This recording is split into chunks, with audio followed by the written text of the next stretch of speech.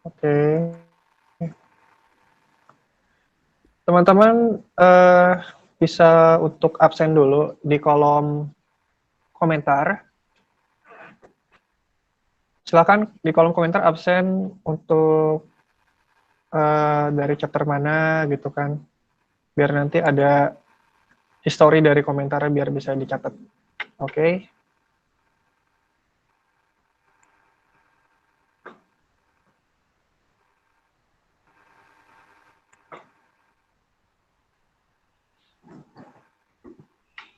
Selamat datang Kak Panji. Kak Panji masih di jalan apa udah di rumah nih?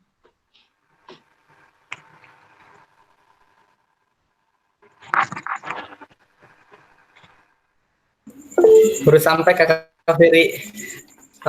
Ada Mas Agung ya. Halo Mas Agung. Iya, udah siap-siap Mas Agung.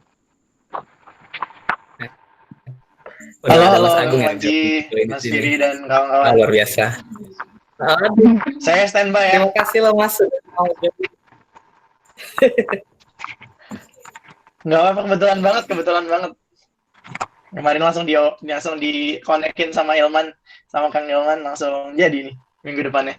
Mantap nih emang. Oke. Gercep. Mantap ya, biar cepat ya. Siap. Oke, ini ada Kak Firi nanti yang akan bawa acara ini, Mas Agung, dan juga ada Kak Itoh ya, moderatornya Mas Agung. Halo, Saya mau dengerin Mas Agung. Luar Kak biasa Firi, nih Kak pasti. Ito.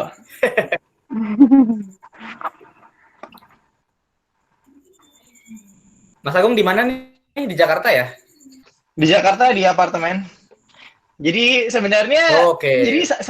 saya sama Ilman itu tinggal satu apartemen. Beda ini, satu. Wow. Jadi selalu Oke. ini. Jadi ada Ilman Kita ya? selalu up to date.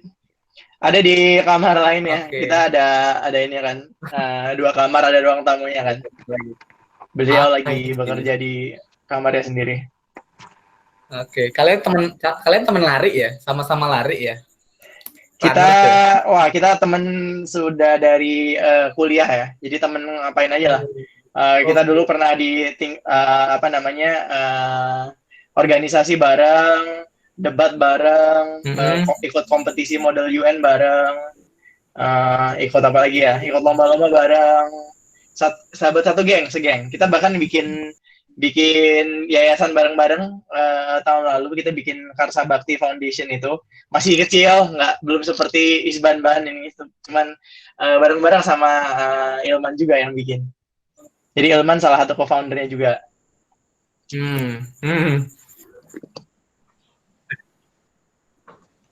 Teman baik lah, sahabat baik, salah satu orang paling dekat mungkin. Satu jurusan juga dulu di HIUI juga. IFL juga ya kalian ya berdua ya. Wah, udahlah bareng-bareng semua terus lah sampai bosan. Iya. Luar biasa. Iya. Sahabat sejati banget ya. Ya. Salam kenal nih Mas Agung dan ini teman-teman Isban Ban Foundation, relawan-relawan kita. Semoga berkenan untuk kenalan sama kita semua ya Mas. Yes. Mungkin boleh diceritain dikit kali Kang Panji mengenai Isban Ban. Sering dengar dari Ilman tentang Kang Panji, tapi Isban Bannya sendiri saya mungkin belum paham di dalamnya ya. Kayak ada kegiatannya apa aja. Ini teman-teman bisa banyak lengkapin sih.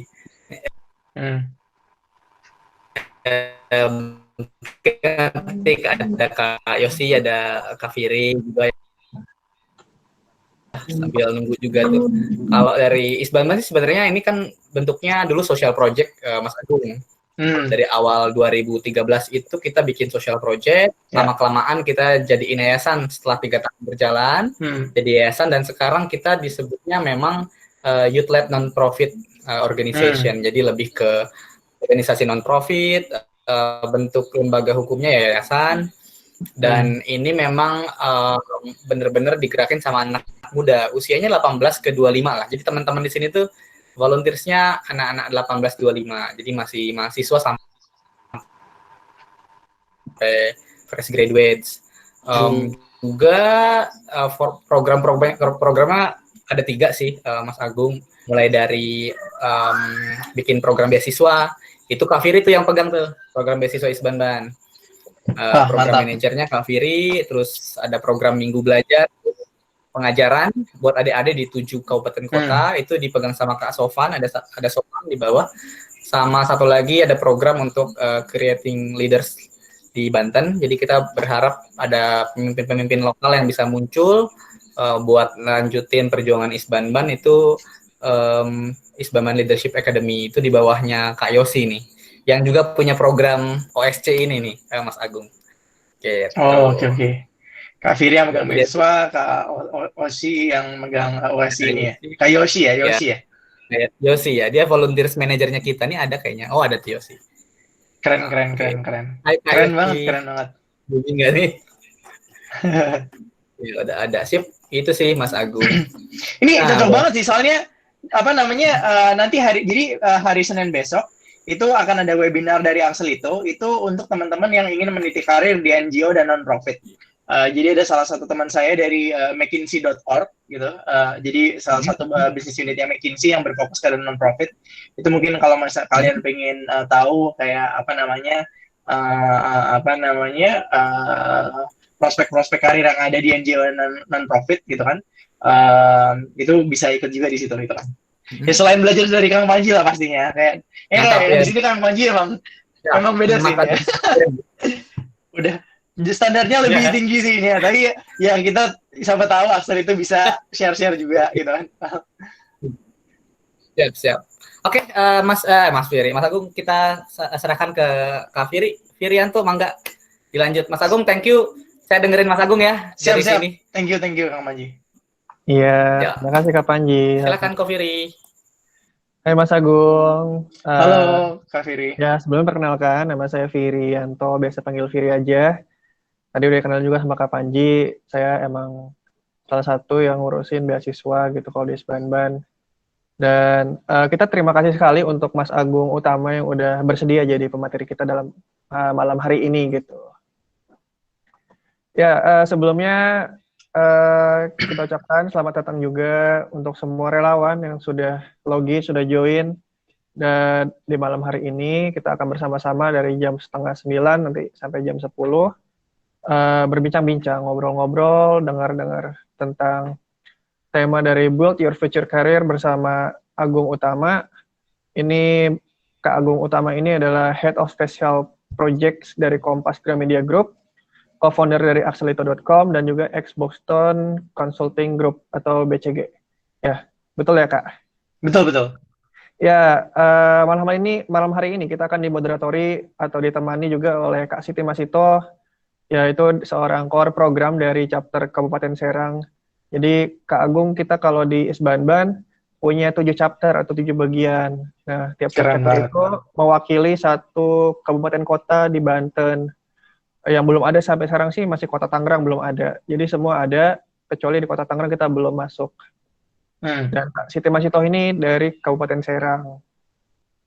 Keren, mantap. Kita terima kasih juga untuk media kita dan partner Axelito.com yang sudah membantu.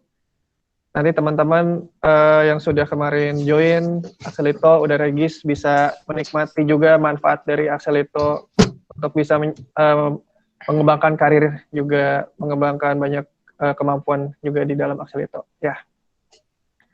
Oke, mungkin tanpa berlama-lama juga, ini nanti kita akan mulai kurang lebihnya dilanjutin oleh Kak Siti Masito. Dan sebelum mulai, saya harap nanti semua relawan yang mendengarkan bisa untuk memute sebentar mikrofonnya agar nanti suara dari Kak Agung ini biar jelas terdengar oleh kita semua. Oke, sisanya setelah ini Kak Siti Masito, silahkan untuk dilanjut. Oke, baik. Terima kasih, Kak Firi. Ya, Assalamualaikum warahmatullahi wabarakatuh. Waalaikumsalam warahmatullahi wabarakatuh. Alhamdulillah. Selamat malam relawan hebat. Dan selamat malam juga buat Kak Agung. Selamat datang di Isbanban. Malam Kak Ito. Iya. Perkenalkan, nama saya Siti Masito. Alhamdulillah, malam ini saya diberikan amanah kepercayaan untuk menjadi moderator di OSC kedua ini. Ya, di OSC kedua ini kita akan membahas tentang masa depan nih. Ya, masa depan. Dengan siapa masa depannya? Ya, pastinya dengan si karir ya, dengan karir. Tema minggu ini yaitu tentang membangun karir di masa depan. Nah, membangun karir di masa depan itu menjadi sesuatu yang harus dipersiapkan. Terlebih di era substitusi ini, kesiapan anak muda dalam membangun karir penting untuk menjadi modal dasar menghadapi abad 21. Nah, tentang membangun karir di masa depan, bagi sebagian orang mungkin masih bingung step by step membangun karir itu apa aja sih? Kemudian hal apa yang penting untuk dilakukan dan juga apa yang harus dihindari agar mendapatkan karir di masa depan sesuai dengan harapan kita. Nah, pada kesempatan malam ini, itu semua akan dibahas tuntas oleh narasumber kita yang sangat inspiratif dan luar biasa. Beliau adalah seorang CEO founder Axelito.com, sebuah platform untuk membangun student dan job course, membangun karir di masa depan. Selain itu, beliau juga merupakan ex-management konsultan di Boston Consulting Group dan saat ini sedang menjadi Head of Special Project di Kompas Gramedia Group. Pria ini juga alumni Hubungan Internasional Universitas Indonesia dan pernah menjadi Head of Project Management di Indonesia Future Leaders. Wah, keren banget ya Kak Agung ini.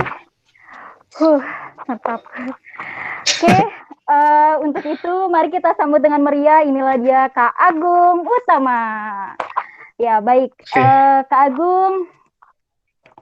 Saya mau share ini ya. Saya mau share screen ya sekarang ya. Oh iya, boleh. Oke, terima kasih banyak Kak Ito, Kak Firi, Kak Panji yang udah di sini. Terima kasih atas waktunya. Mungkin saya coba share screen dulu. Kok nggak keluar ya? Bentar. Present note. Belum muncul ya, bentar ya. Iya, Kak.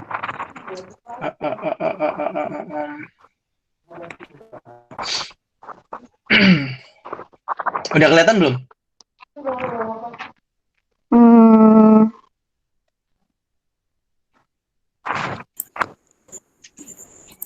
Sudah kelihatan? Ya Kak, sudah Kak. Sudah. Ya, sudah ada. Oke, saya mungkin langsung mulai aja. Assalamualaikum warahmatullahi wabarakatuh. Terima kasih teman-teman Isbanban, terutama Kang Panji yang sudah kayak mengundang saya ke sini dan memberikan saya peluang untuk melakukan sharing session mengenai building future career ya. Di sini mungkin sebelum masuk lebih jauh ke materi, mungkin saya juga minta izin untuk kayak memperkenalkan sedikit tentang Axelito itu sendiri. Jadi agenda hari ini ya, langsung saja itu ada lima. Jadi yang pertama mungkin saya akan mengenalkan dengan Axelito sendiri, itu apa aja kayak Axelito di situ. Terus kemudian kita masuk ke topik utama, agenda nomor 2, 3, dan 4. Stability picture, determine short term dan mid term goals, kemudian kayak memformulasikan langkah selanjutnya, dan terakhir akan diakhiri dengan Q&A session dari saya sendiri gitu kan. Untuk teman-teman yang sedang yang ada di meeting room ini, mungkin diminta untuk kayak mute untuk mute sejenak dari mic-nya supaya tidak ada interupsi dari dari flow presentasi ini. Kemudian bagi host mungkin bisa dibantu juga kalau misalnya ada teman yang baru masuk, mungkin bisa dibantu untuk force mute supaya tidak mengganggu flow dari presentasi. Seperti itu ya.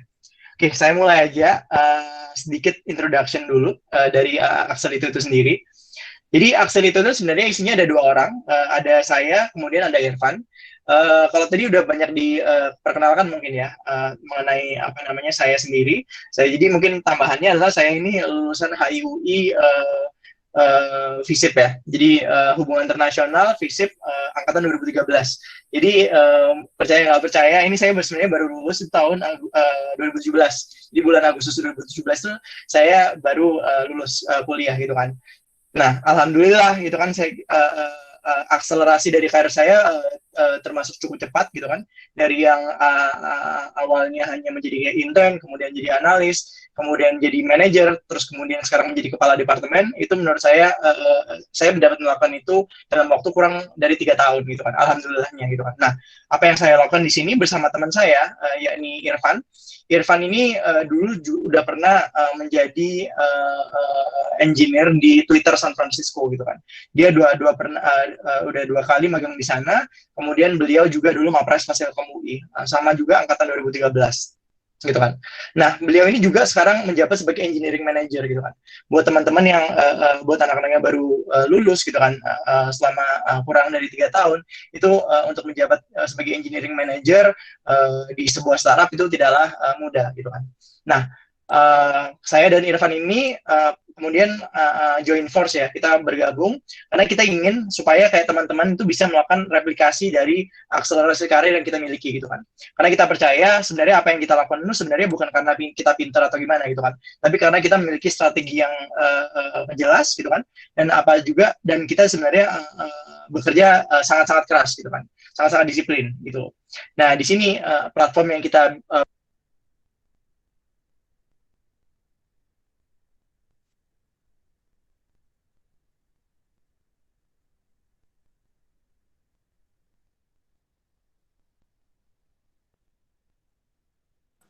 Kak, maaf Kak, kayaknya mikrofon Kakak tadi ke-mute. Oke, tadi sampai mana ya ini ya? Sampai mana ini ya, ke-mute-nya? Baru sampai karir, ngurusin meniti karir. Di meniti karir ya. Jadi, oh iya, mungkin tadi mau ngulangi sedikit tadi. Jadi Axelito ini pada dasarnya adalah apa yang saya dan Irfan lakukan adalah kami berusaha supaya lebih banyak orang lagi itu bisa building their dream career atau membangun karir sesuai dengan impian mereka seperti itu. Dan ini dibutuhkan strategi yang clear, dan kita percaya kalau misalnya kayak dengan keberadaan mentor dan konsultasi dengan kayak mentor-mentor tertentu, itu akan mengakselerasi karir kalian seperti itu.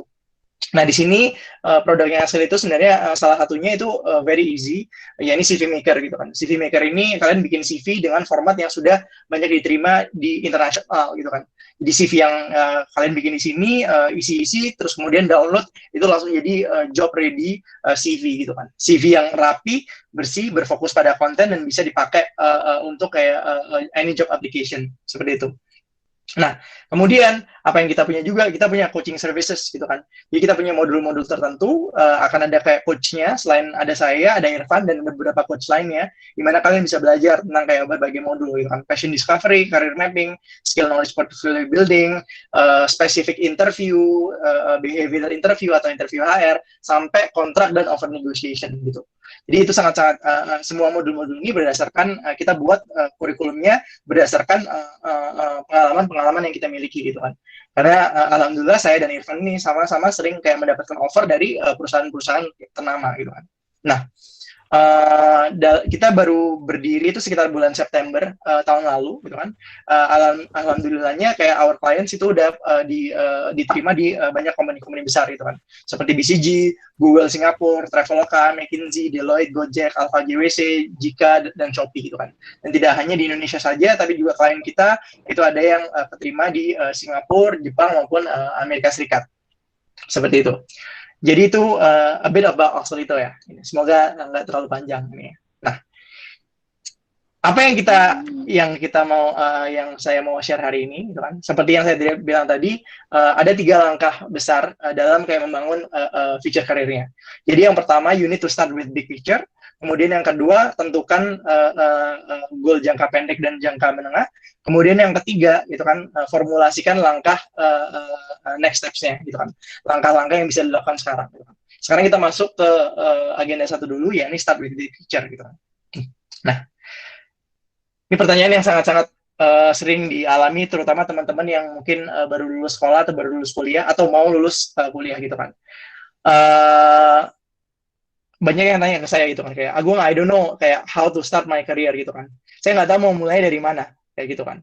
Nah, Saya selalu karena saya orang strategi ya. Jadi saya dulu kayak di hubungan internasional itu banyak belajar tentang strategi. Kemudian ketika saya masuk ke corporate dan bisnis, itu saya juga berada di bagian strategi bisnis gitu kan. Nah, pola pemikiran strategi ini apa yang harus dilakukan adalah kayak kita harus mengilustrasikan, harus membayangkan dulu kira-kira 20 sampai 30 tahun dari sekarang itu kita maunya menjadi apa gitu kan. Kalau bahasa gampangnya itu kayak harus punya cita-cita dulu gitu kan. Nah, cita-cita ini itu bisa dicari dengan menggunakan framework yang ada di sini gitu kan. Jadi framework ini sering dipakai, saya lupa penulisnya siapa gitu kan. Tapi untuk cari purpose-nya itu kita bisa menggabungkan 4 variabel gitu kan. Jadi yang pertama apa yang kita suka lakukan, terus yang kedua apa yang dibutuhkan oleh dunia gitu kan, apa yang dibutuhkan oleh market gitu kan. Yang ketiga apa yang bisa buat kamu dibayar gitu kan, karena kamu butuh pekerjaan yang dibayar supaya bisa sustainable, bisa menghidupi dirimu sendiri dan keluarga. Kemudian yang terakhir what you are good at, atau kayak kamu itu jagonya apa gitu kan. Nah, untuk awal-awal sendiri itu pasti belum clear gitu kan, apa yang kita benar suka lakukan, apa yang dibutuhkan ini masih nggak clear gitu kan. Tapi ini framework yang harus kita gunakan ketika kita membayangkan nih kira-kira kayak 20-30 tahun sekarang itu kayak gimana gitu kan. Ketika kita masih baru memulai karir gitu kan, you need to be as open-minded as possible gitu kan. Jadi harus terbuka dengan kayak semua possibilities gitu kan. Tapi framework ini bisa membantu kita untuk paling tidak memperkecil kira-kira kayak kemungkinannya potensi karir yang kayak kalian ingin lakukan yang seperti apa kayak gitu. So find the purpose first gitu kan. Nah, bagaimana caranya gitu kan? How to determine? Bagaimana cara menentukan gitu kan? Kamu mau jadi apa gitu kan? Jadi kalau misalnya udah kebayang nih kira-kira 20 tahun dari sekarang gitu kan. Saya pengen jadi apa gitu kan. Bikin cita-cita yang tinggi gitu kan. Contohnya apa nih? Contohnya saya pengen jadi CEO konglomerat atau pengen jadi wali kota sebuah kota atau kabupaten gitu kan. Kemudian atau ingin menjadi pemilik pengusaha yang kaya gitu kan. Pengusaha yang punya paling nggak ratusan kayak franchise atau restoran di mana-mana kayak gitu kan. Nah, untuk menentukan cita-cita itu kan ada beberapa kayak do's and don'ts-nya gitu kan. Jadi kayak apa yang kayak sebaiknya dilakukan dan apa yang sebaiknya tidak dilakukan gitu kan. Nah, di bagian do's-nya apa aja yang dilakukan? Pertama-tama ini saya selalu melakukan ke orang-orang nih ya. Kayak fokus dengan impact-nya, fokus dengan hal yang kalian reason-nya dan tidak hanya dengan posisinya gitu kan. Contohnya apa gini kan. Nah, big picture yang saya miliki itu sebenarnya berdasarkan dari hadis gitu kan. Saya sangat-sangat suka dengan hadis yang bilang bahwa khairunas anfa'uhum linnas gitu kan. Jadi sebaik-baiknya manusia adalah manusia yang bermanfaat bagi umat manusia lainnya gitu kan. Nah, untuk memanifestasikan big picture dari khairunas anfa'uhum linnas ini, ada beberapa pilihan karir yang bisa saya tempuh gitu kan. Saya mau jadi CEO konglomerat, atau saya mau jadi wali kota, atau saya mau jadi pengusaha, itu kan sebenarnya semuanya bisa gitu kan. Tapi yang lebih penting, itu saya nggak terlalu peduli, apakah saya bakal jadi CEO apa enggak, bakal jadi wali kota apa enggak, itu saya nggak peduli gitu kan. Yang saya pedulikan adalah, saya ingin berada di sebuah posisi yang bisa membawa kebaikan bagi banyak orang gitu kan. Kalau saya jadi CEO konglomerat, saya bisa mempekerjakan puluhan ribu orang gitu kan. Kalau saya jadi wali kota, saya bisa menerapkan kebijakan yang bisa membantu 1 juta orang atau 2 juta masyarakat gitu kan. Kalau saya pengusaha gitu kan, saya bisa menciptakan lapangan pekerjaan juga, dan pada saat yang bersamaan mungkin lebih fleksibel karena saya bisa lebih dekat dengan keluarga gitu kan. Yang paling penting adalah itu tadi yang kayak fokus on the impact-nya gitu kan. Dan impact ini harus tahu kayak reasoning-nya apa, why gitu kan. Why is it important? Kenapa kayak kalian mau jadi itu gitu kan. Ini nggak bisa kan, misalnya kayak saya sering menanyakan ke orang-orang nih ya, kayak kan saya tanyain gitu, kayak kamu pengennya jadi apa gitu kan. Oh, pengennya jadi menteri gitu kan. Terus saya tanyain, kenapa jadi menteri gitu loh? Kenapa pengen jadi menteri gitu kan? Ketika ditanyain terus gitu kan, mereka sebenarnya nggak ada root cause-nya gitu loh. Dan biasanya orang menaruh cita-cita karena kayak, wah ini cita-cita ini kayak seksi aja gitu kan. Atau kayak menarik gitu kan. Atau kayak kelihatannya kayak cita-citanya ini tinggi gitu kan. makanya saya pengen punya cita-cita ini gitu kan. Nah, tapi itu nggak boleh kayak gitu kan. Karena kalau misalnya apa yang terjadi adalah kalian tidak akan memiliki motivasi untuk mengejar cita-cita yang tinggi itu gitu kan. Begin with the why gitu kan. Kayak kenapa kalian ingin memiliki cita-cita itu gitu kan. Nah, itu satu. Yang kedua, firm on the goal, flexible on the steps gitu kan. Untuk cita-citanya itu jangan banyak berubah. Makanya kenapa kayak sebisa mungkin tuh kayak setinggi mungkin supaya goalnya nggak berubah gitu kan. Akan tetapi kalian harus fleksibel terhadap step-stepsnya gitu kan. Jadi dulu saya pengen banget nih, sebenarnya kan cita-cita jangka panjang saya ingin masuk ke sektor publik gitu kan. Akan tetapi ketika saya di kuliah, saya juga belajarnya hubungan internasional, ilmu politik gitu kan. Terus banyak aktivitas saya yang berhubungan sebenarnya kayak ke social project atau kayak hal-hal yang berhubungan dengan pemerintahan gitu kan. Akan tetapi ketika saya masuk ke tahun keempat, baru masuk tahun keempat kuliah, itu saya mendapatkan banyak saran dari teman-teman yang ada dari senior-senior yang ada di kementerian, yang ada di DPR, yang dari teman-teman yang berada di sektor publik gitu kan. Nah, dari situ saya melihat nih, kayak orang-orang banyak bilang nih, Gung, kamu jangan masuk ke sini gitu kan. Kalau misalnya di sini professional development-nya nggak akan dapat gitu kan. Orang-orang seperti kamu kayaknya lebih cocok untuk masuk yang ke tempat-tempat yang menantang gitu kan. Nah, pada akhirnya saya melakukan research gitu kan. Kemudian saya masuk ke consulting, ke BCG gitu kan. Kenapa saya masuk BCG? Karena ternyata di luar negeri, orang-orang banyak yang lulusan dari consulting itu, alumni consulting ini banyak yang masuk ke sektor publik gitu kan. Perdana Menteri Israel itu dulu orang BCG gitu kan. Bahkan wakil ketua DPR di New Zealand itu dulu alumni BCG juga. Kemudian Mitt Romney, salah satu kandidat presiden US beberapa tahun lalu, itu juga dulu pernah di BCG, seperti itu. Nah, steps-nya fleksibel, tapi goal-nya saya masih tetap, yakni saya ingin masuk ke public sector karena saya ingin fulfill goal of Khairunas Anfa'ulinnas. Itu dua. Nah, yang ketiga, do's-nya adalah make sure apa yang kalian lakukan itu selaras dengan nilai dan prinsip yang kalian jalankan, gitu kan. Karena kalau misalnya kalian melakukan sesuatu atau membuat karir yang sebenarnya tidak bertentangan dengan value-value atau prinsip-prinsip yang kalian pegang gitu kan, itu akan susah gitu kan, dan akan terasa kayak panjang gitu kan. Kalau misalnya kalian menjalankan sesuatu yang menjalankan sesuatu yang sesuai dengan nilai dan prinsip, itu sebenarnya nggak kerasa kayak kerja gitu. Kenapa? Kayak tetap capek juga gitu kan. Tapi kalau misalnya saya itu sering kali memikirkan ya, kalau misalnya saya bekerja itu sebenarnya kayak saya lagi kuliah atau saya lagi belajar kemudian dibayar gitu kan. Nah, karena apa yang dilakukan gitu kan di BCG maupun di Kompas Media yang banyak fokus di pencerahan pendidikan masyarakat melalui media dan melalui pendidikan di Gramedia ya, kayak melalui buku-bukunya, pendidikan literasi gitu kan. Itu sangat-sangat kayak selaras dengan nilai dan prinsip yang saya pegang gitu kan. Nah, kenapa saya sangat-sangat kayak bahagia sekali bekerja di bawah Kompas Media Group gitu. Nah, itu yang do's-nya gitu kan. Don'ts-nya apa nih sekarang? Apa yang jangan dilakukan gitu kan? Yang pertama, jangan terlalu rigid atau jangan terlalu saklek atau fokus terhadap role-nya itu sendiri gitu kan. Jadi jangan terlalu spesifik ini ya, kayak saya pinginnya adalah kayak menteri ini spesifik apa gitu kan. Atau kayak saya pinginnya gimana saya harus jadi bupati Kabupaten Kuningan atau apa gitu kan. Jadi kayak kalau misalnya terlalu fokus terhadap posisinya itu sendiri, pada akhirnya apa yang kalian kejar adalah status gitu kan, bukan impact atau kayak bukan cita-cita yang ada meaning atau maknanya seperti itu. Nah, itu satu. Yang kedua, apa yang jangan dilakukan? Jangan bikin target yang terlalu rendah gitu kan. Kenapa kalau misalnya targetnya terlalu rendah? Kalau target terlalu rendah gitu kan, itu tidak akan membuat kalian bisa mengakselerasi karir gitu kan. Kalau misalnya pada akhirnya kayak target itu terlalu rendah gitu kan, kalian tidak akan bisa mendorong diri kalian sendiri untuk bisa mengejar sesuatu yang tinggi gitu kan. Itu yang kedua gitu kan. Dan berhubungan sama yang ketiga gitu kan. Jangan settle for something easy. Jangan memilih sesuatu yang kayak mudah gitu kan. Apa yang saya lakukan di Kompas Media Group ketika dan di BCG itu sangat-sangat susah gitu kan. Di BCG saya dulu kerja paling nggak 60 sampai 80 jam per minggu gitu kan. Rata-rata orang kerja itu sekitar 40 jam per minggu gitu kan. Nah, tapi saya dulu di BCG itu kerja tiap hari pulang jam 12, jam 1 pagi gitu kan. Bahkan weekend pun tetap masih kerja gitu kan. Tapi di situ gitu kan saya belajar sangat-sangat banyak sekali mengenai bisnis, mengenai komunikasi, mengenai bagaimana cara berhadapan dengan CEO atau direktur level dari perusahaan-perusahaan besar gitu kan. Dan itu adalah kesempatan yang kayak jarang dilakukan, jarang didapatkan oleh orang-orang yang kayak masih muda gitu kan.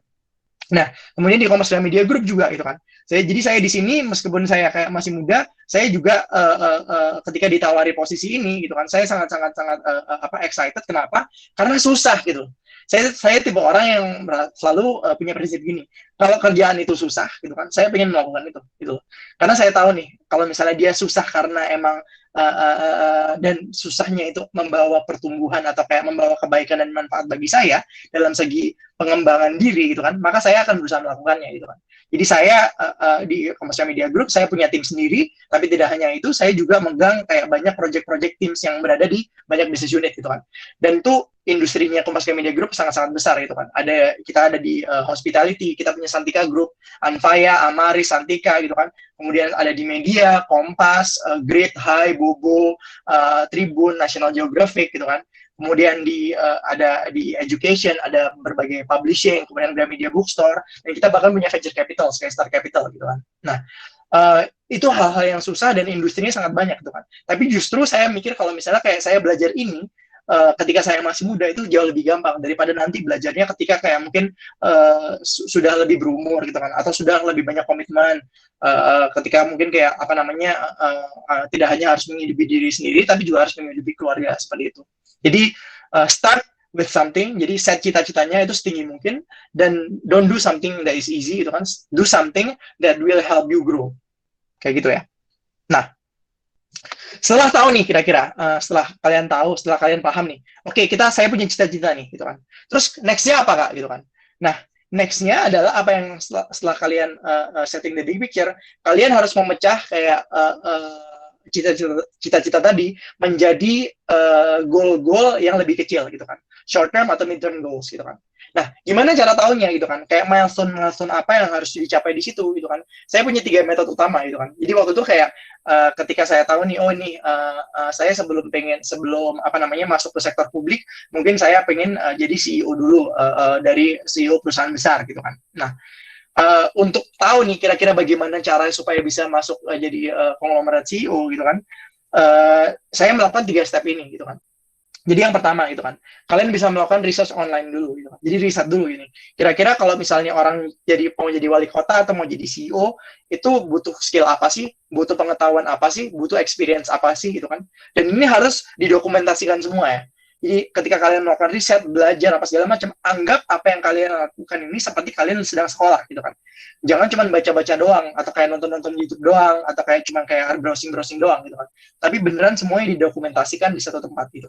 Itu satu, research online gitu kan. Jadi cari kira-kira CEO ini kayak butuhnya apa, what sort of skills, knowledge-nya apa, harus kayak pendidikan apa, harus background-nya apa, mungkin kayak gitu kan.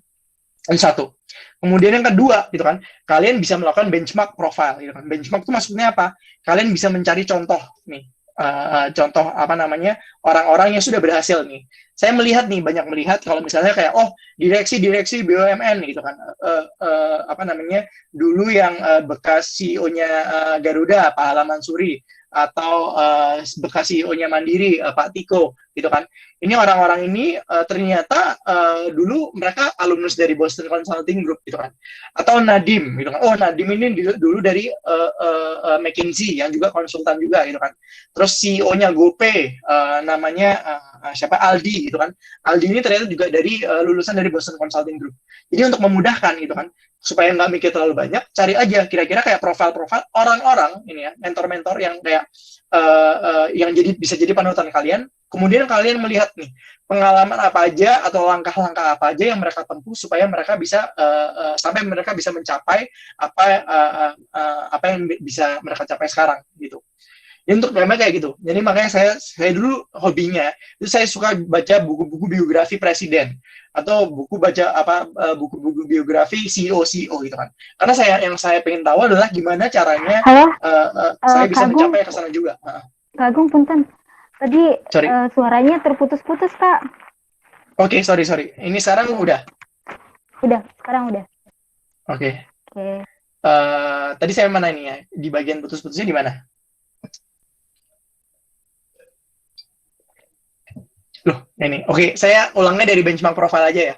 Jadi intinya kalau misalnya yang di bagian benchmark profile ini gitu kan, pastikan kalian memiliki role model gitu kan. Jadi kayak cari profil-profil orang-orang nih ya, biasanya di LinkedIn, atau cari baca-baca buku biografi presiden, biografi pengusaha, biografi CEO. Kemudian yang harus kalian pelajari di situ adalah kayak langkah-langkah apa yang mereka sebenarnya tempuh supaya mereka bisa mencapai apa yang mereka capai. Nah, akan tetapi pastikan kalau misalnya itu sudah disesuaikan dengan konteks sekarang gitu kan. Karena pastinya kayak proses karir yang ada 10 tahun, 20 tahun lalu dengan yang ada sekarang itu mungkin berbeda gitu kan. Jadi pastikan dinamikanya kayak masih tetap relevan dengan apa yang ada sekarang gitu kan. Itu metode kedua ya. Kemudian yang ketiga, ini yang saya suka banget gitu kan. Jadi yang ketiga, cara paling gampang adalah untuk pengen tahu nih kamu pengen jadi apa, ya langsung ngobrol gitu kan dengan expertnya, dengan mentornya gitu kan. Salah satu di sini saya ngasih contohnya adalah kayak dengan berkonsultasi dengan ya teman-teman dari coach-coach dari Axel itu gitu kan. Nah, kenapa ini butuh gitu kan? Jadi saya ketika proses pencarian karir ini, saya bahkan juga berkonsultasi dengan salah satu anggota DPR gitu kan. Terus ada salah satu kayak orang juga yang ada di public sector. Kemudian ketika saya juga bicara dengan CEO startup, kemudian juga bisa ketemu dengan kayak manajer-manajer atau VP level dari corporate besar gitu kan. Nah, saya mendapatkan akses itu karena kayak saya waktu itu kayak reach out ke mereka kayak lewat LinkedIn gitu kan. Jadi dari LinkedIn saya ngasih tahu saya ngerjain apa, saya siapa gitu kan. Kemudian saya bahkan udah mengerjakan PR saya dulu gitu kan. Ketika saya mau belajar tentang venture capital gitu kan, mau ketemu sama orang dari venture capital, ketika saya pertama kali ketemu direkturnya, saya langsung kasih tahu kayak gini, kayak Pak, I really want to learn about venture capital gitu kan. Nah, ini what I know about venture capital gitu kan. Saya bikin slide 25 slides yang isinya adalah meringkas segala hal yang saya butuh tahu mengenai venture capital gitu kan. Ketika kita reach out dan kita do our homework first, itu orang-orang tuh sangat-sangat terbuka karena mereka kayak wah, ini anak ini niat banget gitu kan. Kalau misalnya orang-orang niat kayak gini gitu kan, gue pengen bantuin biasanya kayak gitu. So this is the ini. Nah tapi not everyone punya kayak keberanian atau kayak punya akses ke sana gitu kan. Makanya kayak yang lebih mudah adalah kayak dengan cara yaitu tadi yang kayak mungkin ketemu dengan orang-orang entah itu senior, entah itu kayak mentor, entah itu kayak bos di kantor gitu kan, atau kayak mungkin kayak kenalannya ibu atau ayah gitu kan. Untuk bisa mendiskusikan hal seperti ini, dan hal seperti ini akan membantu kalian juga untuk breakdown cita-cita tadi menjadi milestones yang lebih milestone yang lebih immediate atau jangka pendek seperti itu. Nah, deliverable-nya apa? Ya, bentuk output-nya apa? Itu kan. Ini kita akan masuk ke bagian keduanya. Jadi setelah kalian tahu cita-cita tadi, step keduanya adalah kayak menentukan goal atau milestone jangka pendek dan jangka menengahnya gitu kan. Di sini ada 3 step lagi gitu kan. Jadi yang pertama, kalian harus bisa shortlist atau memperpendek gitu kan. Kira-kira top 5 roles atau kayak position dan industri yang kalian ingin masuki apa aja gitu kan. Kemudian yang kedua, lakukan riset dan list down kira-kira kayak opportunities atau kayak job vacancy-nya itu ada di mana aja gitu kan. Yang ketiga, kalian harus melakukan prioritisasi gitu kan. Kira-kira kayak yang harus diprioritaskan, yang company-company mana atau kayak vakansi-vakansi yang mana yang kalian ingin yang harus diusahakan terlebih dahulu gitu kan. Dan ini juga akan lebih memudahkan kalian juga dalam nanti menentukan kira-kira kayak company mana atau kayak posisi mana yang lebih cocok buat saya ketika ada kayak banyak opportunity sini gitu. Nah, ini saya mulai dari awal ya, ini ya. Jadi setelah tadi kayak bikin cita-cita,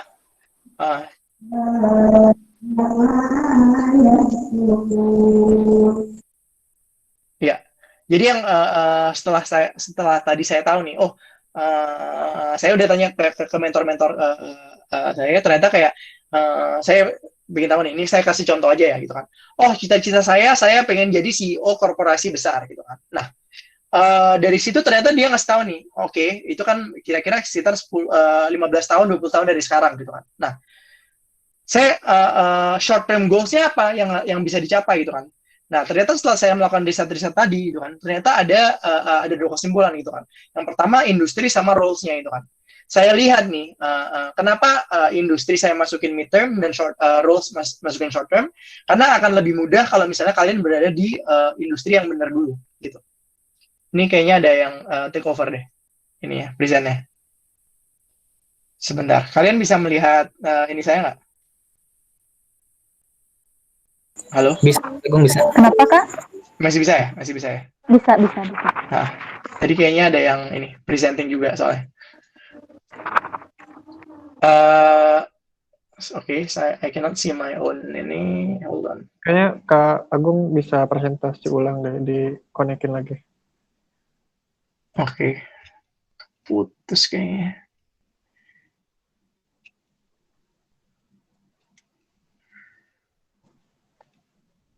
Ini bisa kelihatan? Ya udah. Oke. Udah Kak.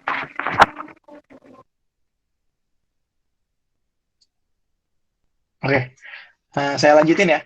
Jadi setelah saya tahu nih, oh nih saya pengen jadi kayak corporate CEO gitu kan. Kemudian saya apa namanya riset saya pada akhirnya menyimpulkan bahwa saya banyak corporate CEO ini itu berasal dari 3 industri dan role posisi-posisi awal yang mereka punya itu ada di 3 role ini gitu kan.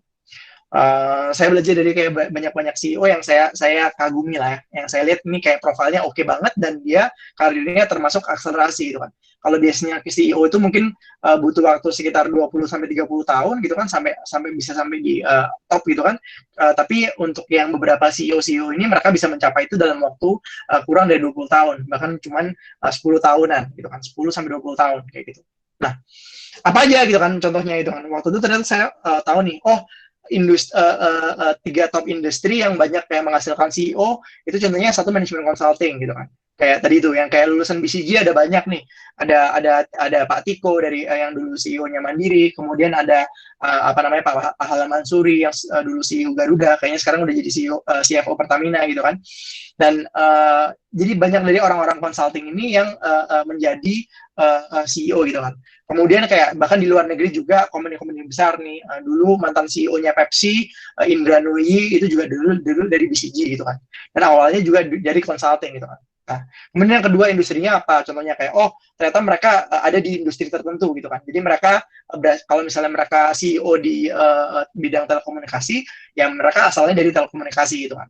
Nah, yang kemudian yang ketiga saya melihat juga kalau misalnya kayak banyak orang-orang itu dari private equity gitu kan. Itu kan saya waktu dulu juga nggak ngerti nih, private equity itu apaan gitu kan. Oh, ternyata itu perusahaan investasi yang kerjanya beli atau menginvestasi di sebuah perusahaan, kemudian di turn around atau kayak diperbaiki, kemudian dijual lagi gitu kan.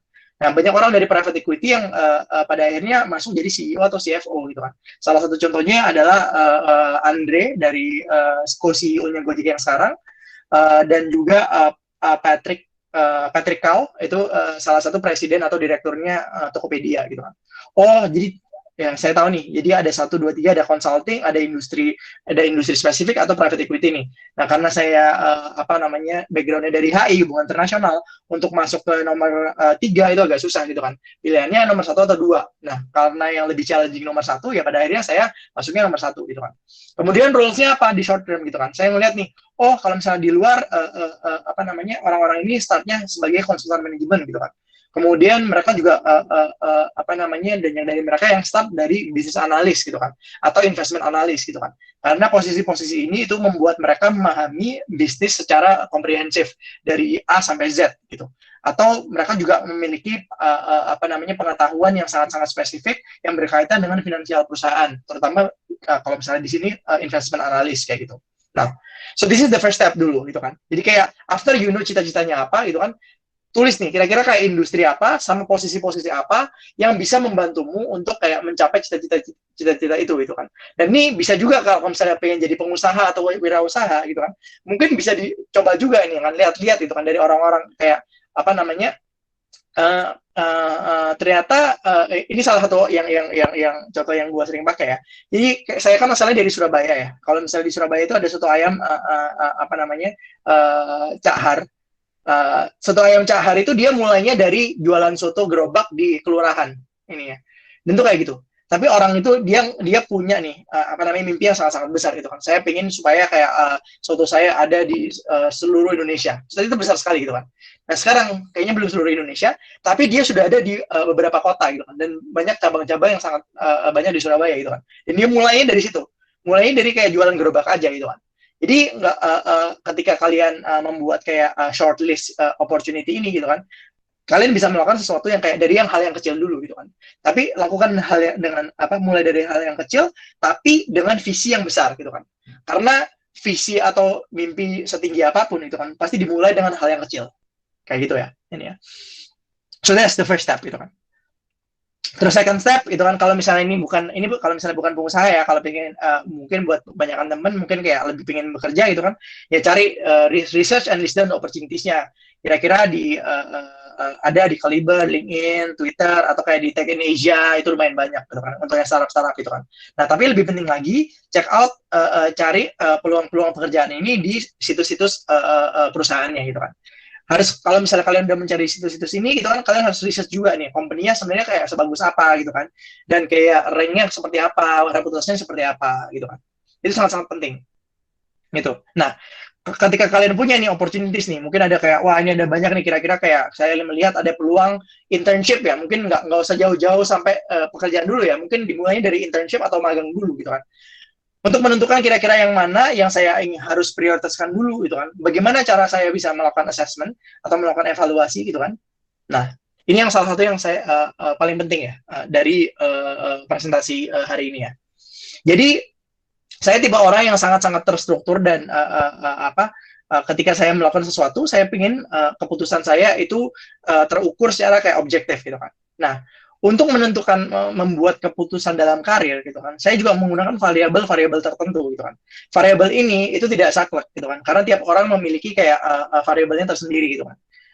Buat beberapa orang mungkin uang lebih penting karena kayak mereka punya keluarga, mereka punya anak, mereka punya mereka punya banyak kebutuhan gitu kan. Tapi beberapa orang juga mungkin kayak yang lebih penting adalah kayak work life balance, karena mereka tipe orang yang nggak cuma pengen kerja mulu, tapi juga pengen bisa bersosialisasi atau pengen juga punya bisa side project seperti itu gitu kan. Nah, ini contoh-contoh beberapa variabel yang paling umum ya, yang umum gitu kan, tapi nggak cuma ada ini aja gitu kan. Nah, dalam menentukan kira-kira kayak opportunity apa atau kayak peluang-peluang pekerjaan apa yang kalian mau lakukan gitu kan, ini ada beberapa variabel yang kalian bisa pakai gitu kan. Di sini saya akan mulai satu-satu ya. Jadi saya ada 5 variabel di sini. Ini yang pertama, dan yang paling pertama ini adalah sesuatu yang saya paling tekankan buat klien Axel itu, buat teman-teman, buat everyone that knows me, mereka tahu kalau misalnya saya selalu menekan nomor satu ini. Yang pertama ya, kalau misalnya kalian melakukan first job kalian, so when you are in your 20s ya, ketika kalian masih umur 20-an ini, yang paling penting adalah learning opportunity, atau kayak pembelajarannya gitu kan. Dan pembelajaran itu biasanya harus ada mentornya gitu kan. Jadi apa yang harus di-assess di situ gitu kan? Pastikan di pekerjaan yang kamu pilih atau kayak magang yang kamu pilih gitu kan, atau hal yang kamu pilih di situ, itu ada learning opportunity yang spesifik gitu kan. Peluang untuk belajar yang selaras dengan cita-citamu gitu kan. Kalau misalnya kamu cita-citanya pengen jadi corporate CEO, tapi kemudian kamu internshipmu di bidang fotografi gitu kan, atau bidang eksplorasi hutan, itu kan agak nggak nyambung gitu kan. Nah, pastikan kalian mendapatkan learning opportunity. Karena kalau misalnya saya bilang, ketika orang bilang ini, ya gue bisa belajar gitu kan. Di semua tempat emang bisa belajar gitu kan. Tapi pastikan pembelajaran yang kalian dapat di situ itu sesuai dengan cita-cita yang kalian miliki gitu kan. Dan mensupport itu gitu kan.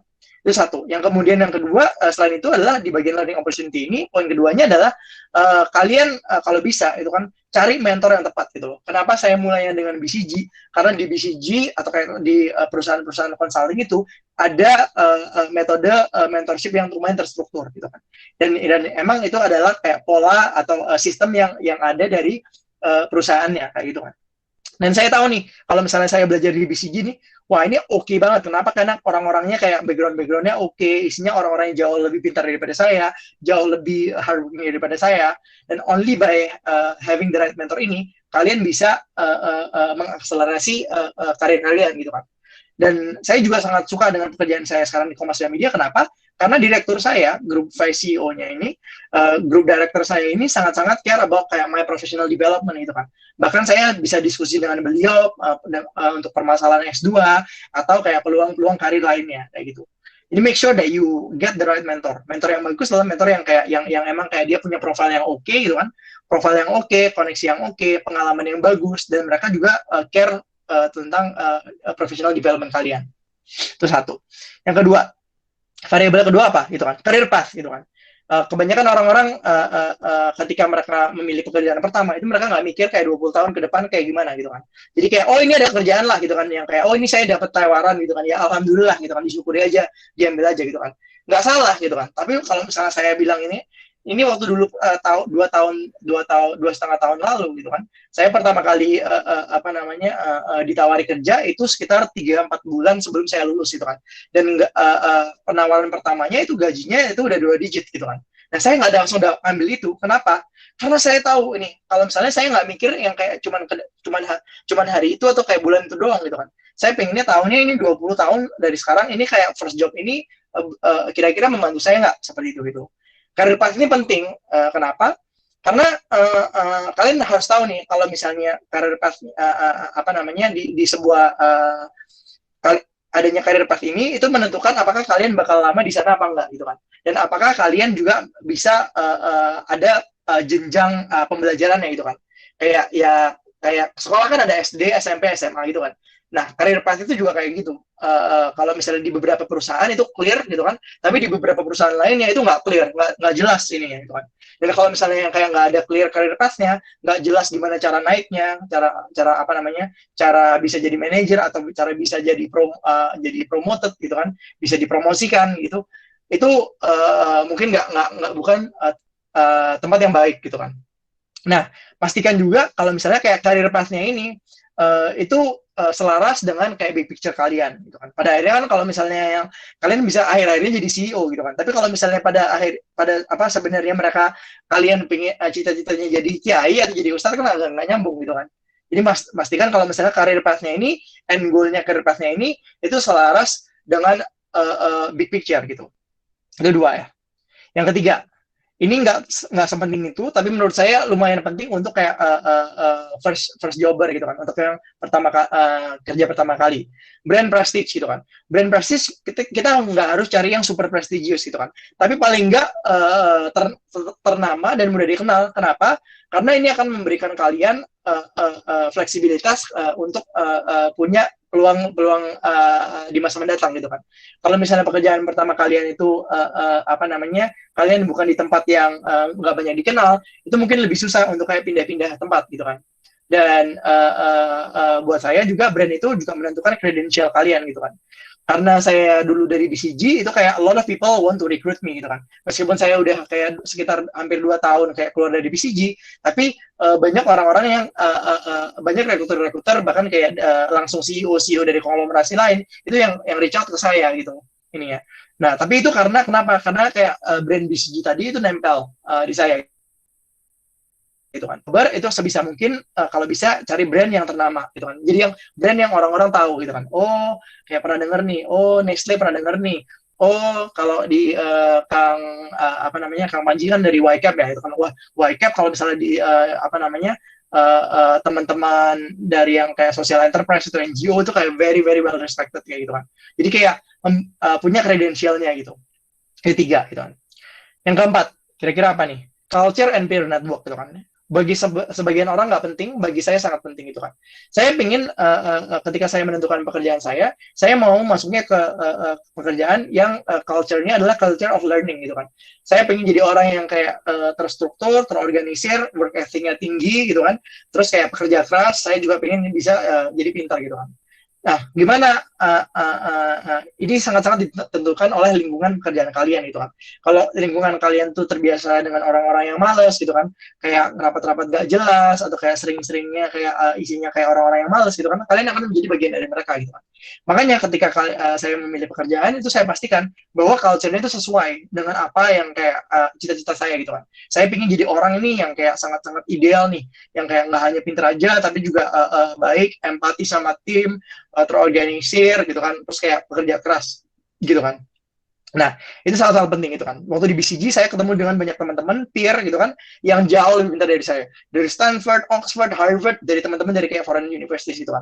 Ketika di Kompas Media juga saya ketemu dengan orang-orang terutama direktur-direkturnya ini itu yang sangat-sangat mission driven gitu kan. Gak cuma all about kayak money aja, tapi about impact to society gitu kan. Karena kalau misalnya misinya Kompas Media sendiri itu enlightening people gitu kan. Kalau pendirinya Pak Yaakob Utama itu bilangnya adalah kita itu hidup itu seperti kayak menanam kayak bibit gitu kan, menanam benih gitu kan, dan benih yang kita tanam itu akan menjadi pohon, dan pohon kebaikan itu akan dinikmati oleh banyak orang gitu kan.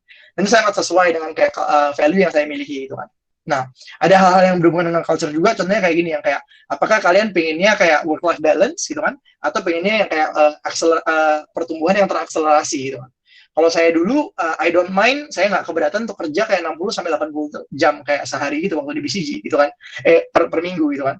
Meskipun kerja sampai jam 1 pagi, jam 8 udah di kantor gitu kan, saya nggak pernah komplain gitu kan. Kenapa? Karena saya tahu di situ kan proses pembelajaran saya terakselerasi jauh lebih cepat daripada teman-teman lainnya itu kan. Bahkan saya yang sebelumnya berada di punya background dari ilmu sosial gitu kan, itu bisa mungkin sekarang kayak saya yang sangat bersaing atau kayak bisa dibilang kayak jauh lebih mumpuni gitu kan dari teman-teman yang mungkin backgroundnya dulu waktu kuliah adalah di finance, di keuangan, di akuntansi atau di bisnis gitu kan. Nah, atau mungkin untuk beberapa orang kalau misalnya kalian ngerasa oh enggak, saya lebih mencari yang kayak work life balance gitu kan, tapi tetap ada learningnya, itu nggak apa juga gitu kan. Make sure that it is it's still aligned kayak with your values kayak gitu. Nah, yang terakhir nih gitu kan, ini penting juga, tapi saya selalu bilang ke orang-orang nih ya untuk salary and benefits ya, jangan jadikan ini itu kan sebagai kayak patokan utama ketika masih umur 20-an terutama gitu kan. Kenapa? Karena when you are in your 20s, it's all about your learning gitu loh. I believe that gitu kan.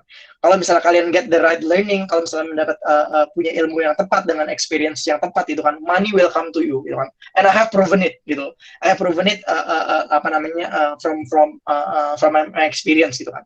Nah, salary ini apa yang harus diperhatikan itu kan.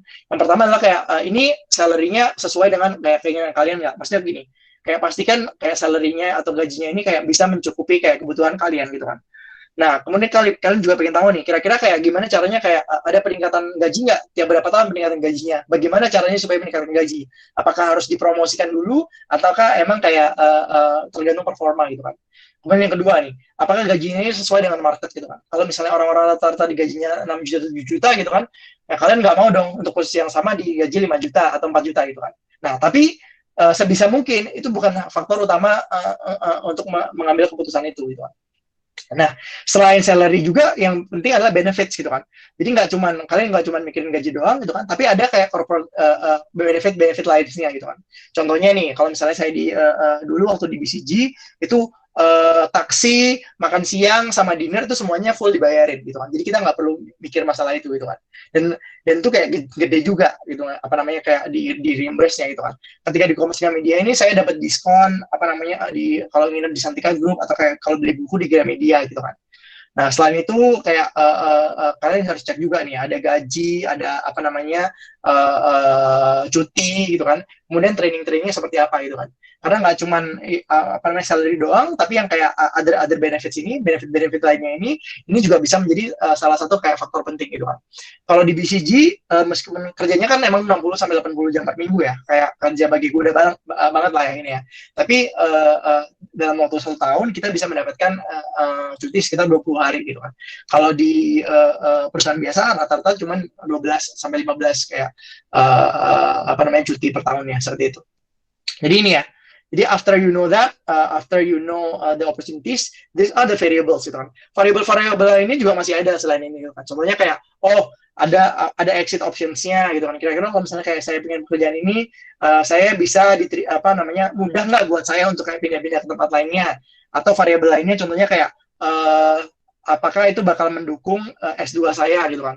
kalau mau ke S2 di top Ivy Leagues itu kayak harus berada di tempat-tempat yang harus di tempat yang well known, dan akan lebih memudahkan kalau misalnya kayak manajernya atau CEO-nya itu punya S2 juga dari luar negeri, kayak gitu contohnya gitu. Nah, ini variabel-variabelnya itu kalian yang melakukan kayak penimbangannya sendiri, kira-kira kayak yang mana yang paling penting buat kalian gitu kan. Apa yang saya biasanya lakukan adalah untuk tiap variabel ini biasanya saya lakukan scoring sendiri gitu kan. 1 sampai 5 nih, yang paling mana nih. Untuk pada akhirnya saya menentukan ini kayak opportunity mana yang ingin saya prioritaskan, seperti itu gitu kan.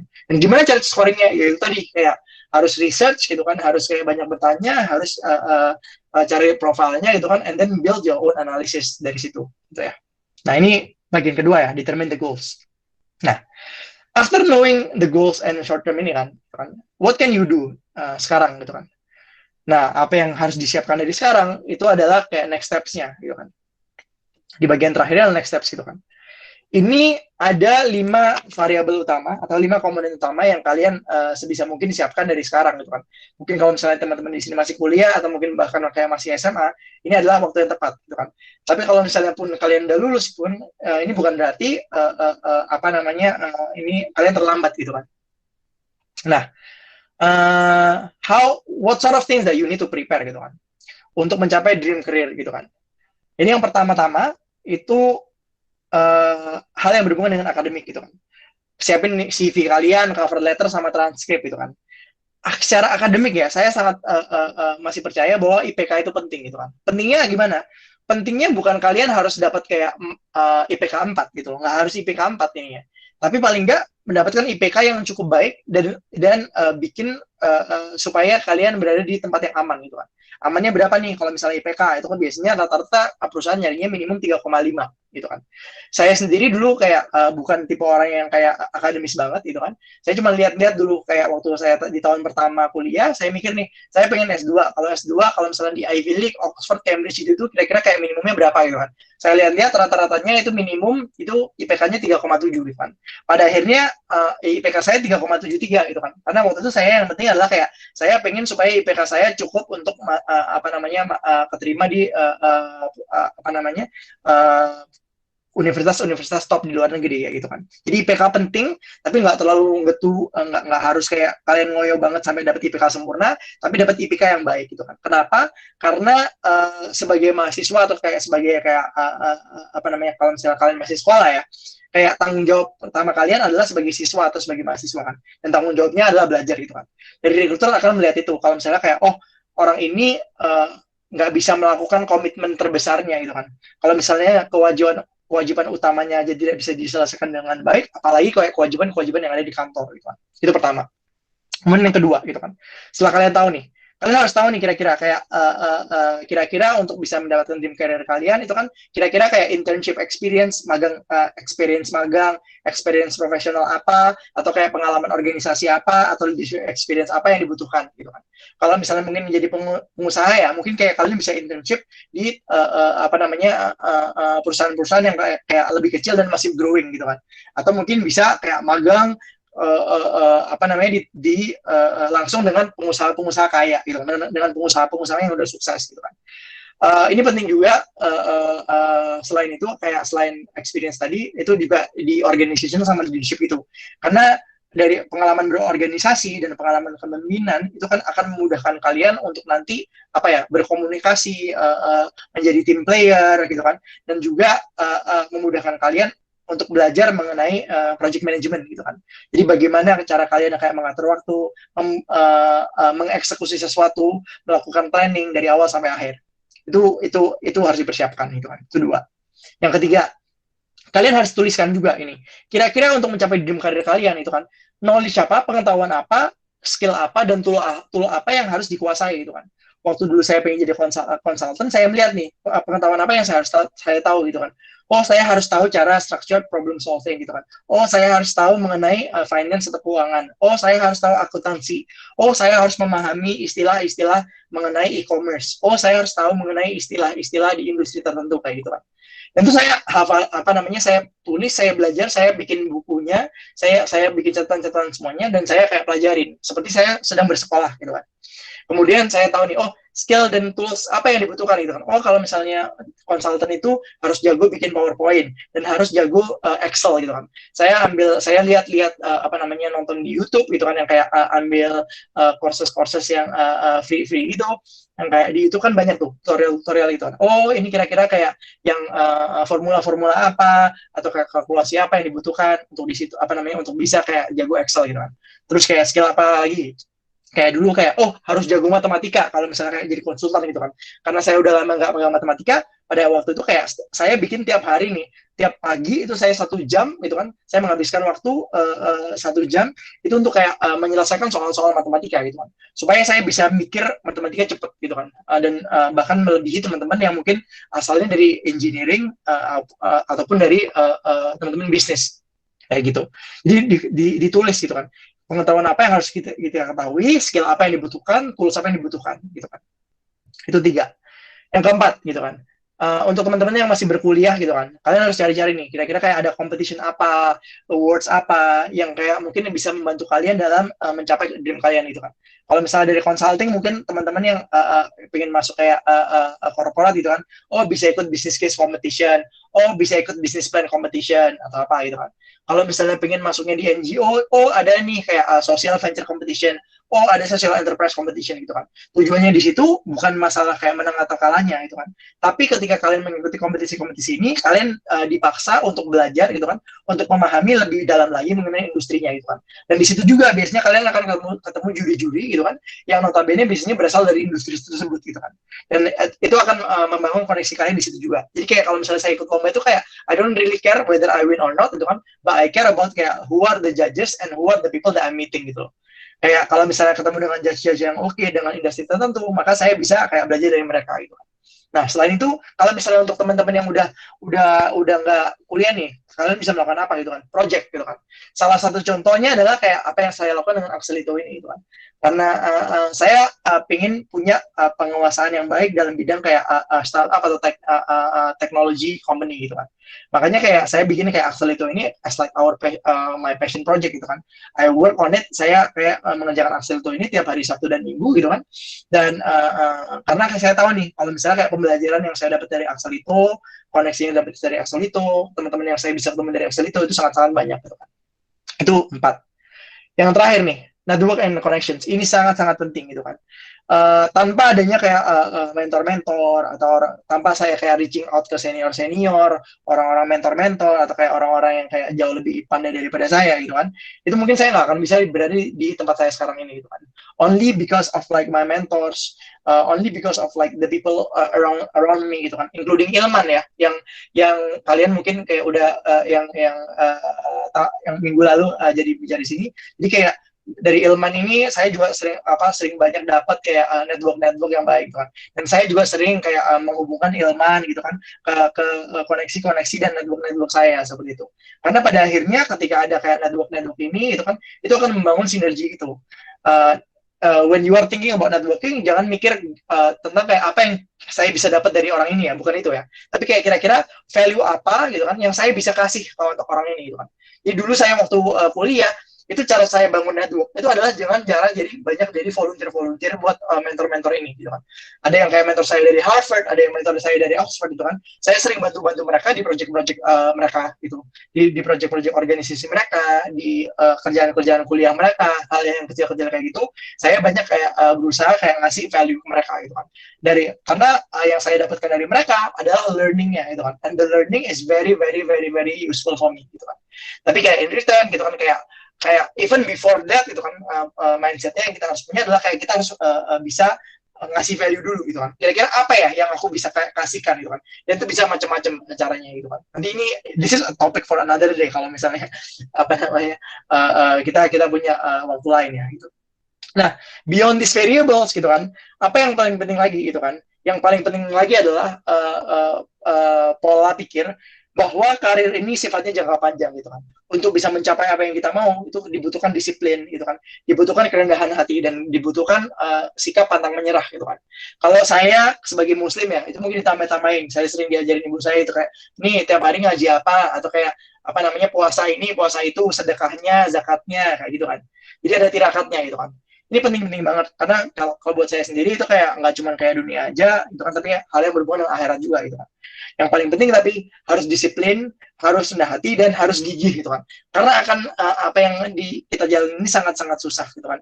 Dan ketika kalian punya cita-cita tinggi itu kalian akan dihadapi dengan hal-hal yang sangat-sangat tidak nyaman gitu kan. Kalian ngerasa bodoh gitu kan. Sampai sekarang itu saya sering banget masih ngerasa bodoh gitu kan. Industri-industri baru, ilmu-ilmu baru gitu kan. Ketika kalian ngerasa bodoh dan kalian ngerasa takut, kalian ngerasa nervous gitu kan, that's a good thing gitu kan. I like it when I feel nervous. I like it when I feel afraid gitu kan. I like it when I feel I'm stupid gitu kan. Karena when that happens, itu berarti saya sedang belajar gitu kan. Dan ketika saya belajar, itu adalah sesuatu yang merupakan sebuah kemewahan atau kenikmatan gitu kan. Dan itu akan membantu kita untuk mengakselerasi karir kita supaya bisa mencapai cita-cita kita di masa depan. Seperti itu. Nah, mungkin quick ini ya, summary ya, ringkasannya. Jadi after tadi kayak preparing for the dream career gitu kan. So what is like the ringkasan gitu kan. Jadi untuk recap sedikit. Jadi yang pertama mulai dengan kayak bikin cita-citanya, find big picture. Kemudian yang kedua tentukan kira-kira short term dan mid term goals-nya apa aja. Yang ketiga list down and evaluate and assess the opportunities gitu kan dengan variabel-variabel yang kalian tentukan sendiri. Kemudian yang keempat lakukan persiapan yang terdokumentasi dan terstruktur untuk mengejar short term dan mid term goals kalian gitu kan. Nah, atau ya tadi untuk mengakselerasi prosesnya gitu kan bisa melalui Akselito gitu kan. Sekarang Akselito lagi menggodok sebuah program yang kayak spesifik untuk partner-partner kita. Jadi dengan harga yang kayak jauh lebih terjangkau gitu kan dan kurikulum yang lebih spesifik tailored dengan kayak partner organization kita. Nah, itu nanti aja ini itu stay tune ya. I think that's it sih ini ya. Now we can get to the Q&A session. Saya kembalikan dulu ke Kak Ito.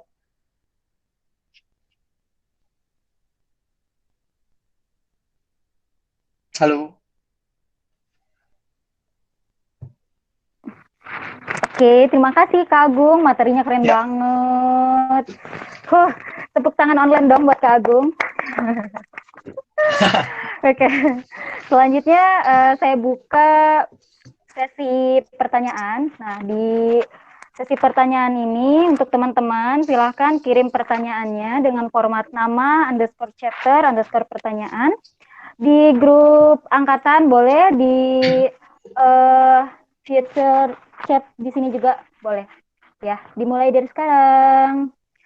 Nah, satu sesi pertanyaan ini saya buka 3 pertanyaan dulu ya. Nah, di sini udah banyak banget nih Kak yang ngirim pertanyaan. Oke, di mana nih?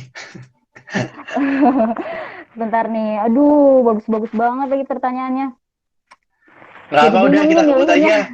Kita sebut aja kayak taruh aja semua gitu kan. Banyak banget nih Kak yang udah masuk.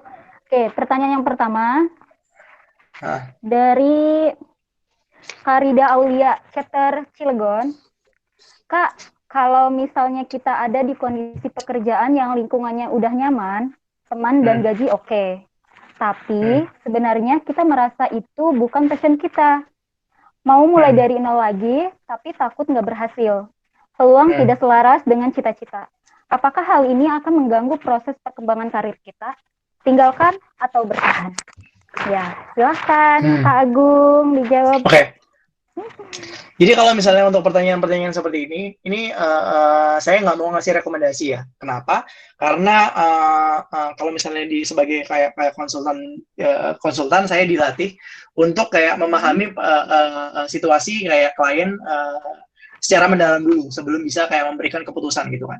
Nah, kalau misalnya, tapi saya mungkin bisa kasih bantu tadi si penanya tadi untuk melakukan assessment sendiri gitu kan, untuk melakukan kayak evaluasi sendiri apakah dia harus pindah atau harus tetap stay gitu kan. Nah, seperti yang saya tadi sebelumnya sudah jelaskan ya Pak Ito. Jadi kayak salah satu faktor utama yang saya sangat pentingkan di situ adalah kayak learning opportunity gitu kan. Saya sangat tidak suka nih ya, jujur dengan kayak kata-kata berada di zona nyaman atau kayak saya nyaman dengan pekerjaan itu gitu. Nah, kenapa? Gitu kan? Kenapa gitu kan? Dan ini pasti kayak banyak orang yang kayak tidak setuju gitu kan. Dan nggak apa-apa gitu kan. Tapi kalau saya selalu merasa seperti ini, gitu kan. Kalau misalnya saya sangat terlalu nyaman dengan sesuatu, gitu kan, berarti mungkin kita belum mendorong diri kita sendiri untuk memaksimumkan kayak potensi kita, gitu kan. Ya kalau misalnya kayak kalau misalnya kalian terasa terlalu nyaman di situ, mungkin apa yang kita bisa lakukan adalah meminta challenge yang lebih baru lagi, gitu kan. Dulu saya waktu magang di DPR ya, saya dulu pernah magang di DPR. Pertama kali saya datang ke situ, kayak dulu saya pekerjaannya administrasi sekali, gitu kan, ngurusin pendaftaran anggota DPR untuk forum-forum internasional, gitu kan. Tapi setelah saya melakukan itu, saya lakukan dengan baik. Saya minta tambahan ke supervisornya, Kak, saya pengen tambahan pekerjaan, gitu kan. Tambahannya apa? Kira-kira saya bisa ini, saya bisa translation, bisa apa? Kemudian ditambahin jadi translation, gitu kan. Kemudian setelah translation saya ngerasa nih, saya udah bisa mengerjakan ini, saya mengerjakan dengan baik, mereka memuji saya, gitu kan. Saya minta lagi, Kak, translation ini oke nih, tapi saya pengen tambah lagi, gitu kan. Saya boleh bantuin riset nggak, gitu kan. Saya yang ringkas-ringkas poin-poinnya yang saya temukan di internet, gitu kan. Terus nanti saya kasih ke kakak, nanti terserah mau dipakai apa enggak, gitu kan. Nah dari situ mereka ngeliat, wah ini oke banget ternyata kayak hasil risetmu, gitu kan. Kemudian saya akhirnya dikasih, saya minta challenge baru lagi, gitu kan. Kayak, udah Gung, kamu ikut nulis aja lah ini ya, kamu ikut nulisin kayak risetnya aja, gitu kan. Nah itu kayak gitu. Jadi kayak kalau misalnya pertanyaan saya balik ke benarnya adalah kayak, kalau misalnya kamu merasakan zona nyaman, gitu kan, mungkin ask yourself first, gitu kan, apakah kamu di situ sudah memaksimalkan potensimu, gitu. Kalau misalnya kamu merasa nyaman di situ, berarti kayak mungkin kamu bisa nambahin, kayak minta challenge yang lebih banyak lagi ke bosmu, gitu kan. Itu satu. Nah yang kedua nih, poin keduanya apa, gitu kan. Kalau misalnya tadi dia bilang nih, kalau misalnya mau pindah, gitu kan, takut gagal, gitu kan. You know what, gitu kan. Kayak kalau misalnya nggak pernah gagal, gitu kan, kayak ya kalian nggak akan sukses, gitu kan. Kalau misalnya kalian tahu kayak jumlah kegagalan yang saya miliki, gitu kan, itu kayak sangat-sangat banyak. Saya ditolak BCG 3 kali untuk magang ya, di BCG 3 kali. Saya baru keterima itu kayak yang keempatnya, gitu kan. Nah, tapi dari setiap kegagalan itu, saya pastikan saya mendokumentasikan kayak semua penjelasan kenapa saya gagal di situ, gitu. Dari situ saya punya kayak list dokumentasi yang banyak nih. Kenapa waktu itu gagal, kenapa ini, what can be improved, kayak gitu kan. Jadi jangan takut bagian gagalnya, gitu kan. Karena kalau misalnya kalian melakukan sesuatu dan kayak punya cita-cita yang tinggi, gitu kan, pasti ada kayak kemungkinan besar untuk gagal, gitu kan. But go for it, gitu kan. It doesn't matter. Kalau misalnya saya nih, cita-cita saya pengen jadi wali kota atau pengen pengen jadi corporate CEO ya. Apakah pada akhirnya ntar saya bakal jadi CEO atau bakal jadi wali kota atau kayak bakal jadi presiden? The answer is I don't care, gitu kan. I don't care about ini. Tapi what I know adalah kayak ketika saya memiliki cita-cita ini, saya mendorong diri saya untuk menjadi orang yang jauh lebih baik lagi, belajar lebih banyak lagi, gitu kan. Apakah pada akhirnya cita-cita itu tercapai atau enggak, itu kan itu masalah lain. Kalau itu ada beberapa hal yang udah ada kode dan kodarnya, gitu kan.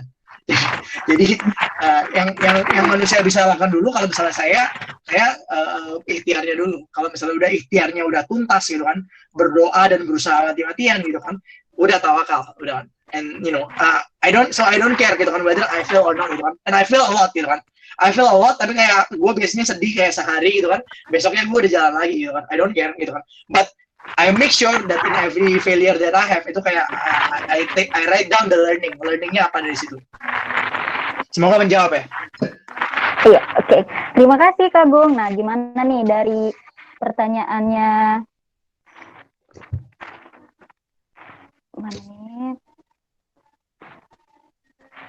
Pertanyaannya Karida Aulia udah terjawab ya.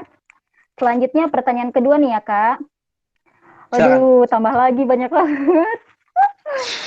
Dari Kapujo Arum Ahmad, relawan chapter Kabupaten Tangerang. Pertanyaannya, cara biar bisa gabung ke perusahaan profit di luar negeri tanpa penyalur atau pihak ketiga seperti agensi.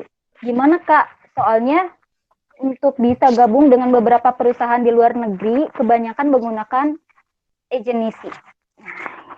Silahkan dijawab Kak. Oke, mungkin di sini ada dua kemungkinan ya. Jadi kayak saya nggak ngerti kalau misalnya kayak ini pekerjaannya kayak pekerjaan apa, gitu kan. Jadi kalau misalnya kayak pekerjaan yang kayak mungkin lebih ke pekerjaan blue collar, atau mungkin yang halo, bisa dengar nggak? Iya, bisa. Halo.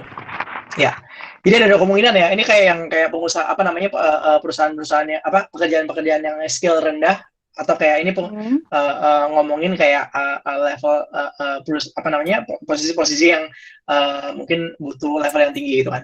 Kalau misalnya yang posisi-posisi rendah mungkin kayak nggak tahu nih ya, kayak kalau misalnya mungkin jadi kayak buruh kapal atau kayak untuk jadi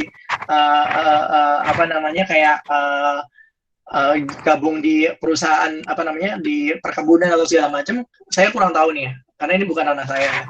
Mungkin kalau misalnya butuh agen ya harus jadi agen sih. Itu satu nih. Tapi kalau misalnya dua, ini kayak saya menjawab yang saya tahu gitu kan. Kalau misalnya kayak untuk level-level tinggi nih, for example, kamu pengen jadi staff atau pengen jadi manajer kayak di luar negeri gitu kan.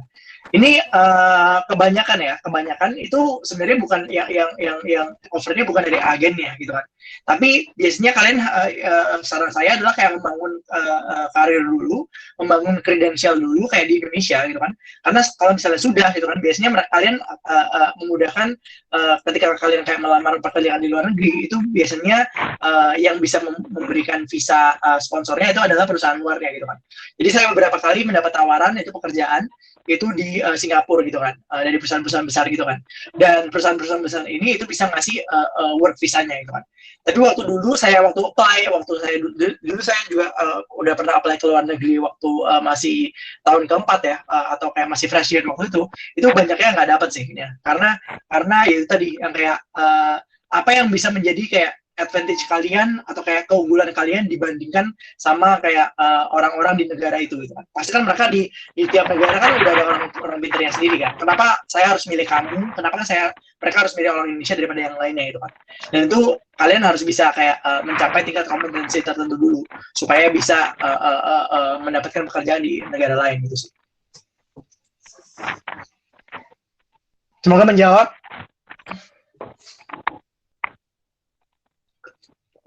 Oke, selanjutnya Kak Ito. Kayaknya Kak Ito matiin videonya aja Kak Ito supaya supaya nggak nge-lag. Halo Kak Ito. Halo. Ini sepertinya ada ini. Halo toh, kayaknya lagi gangguan Kak Ito-nya. Ya. Kayaknya Kak Ito lebih baik kayak matiin videonya.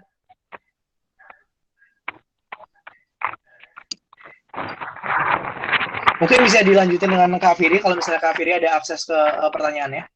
Bisa Kak, sabar ya. Coba buka grupnya dulu. Oke,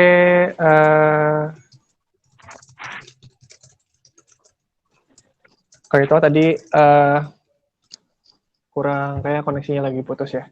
Oke, kita lanjut ya. Kak. Ini ada pertanyaan dari tadi sampai Pujo ya. Ya. Kita lanjut ke Aliatul Ismia, ini dari Kota Cilegon. Aliatul Ismia ini nanya, Kak, seandainya saat ini kita sudah berada di tahap learning opportunity, tetapi kita belum menemukan mentor yang tepat. Lalu bagaimana agar target karir kita bisa lebih tercapai lagi?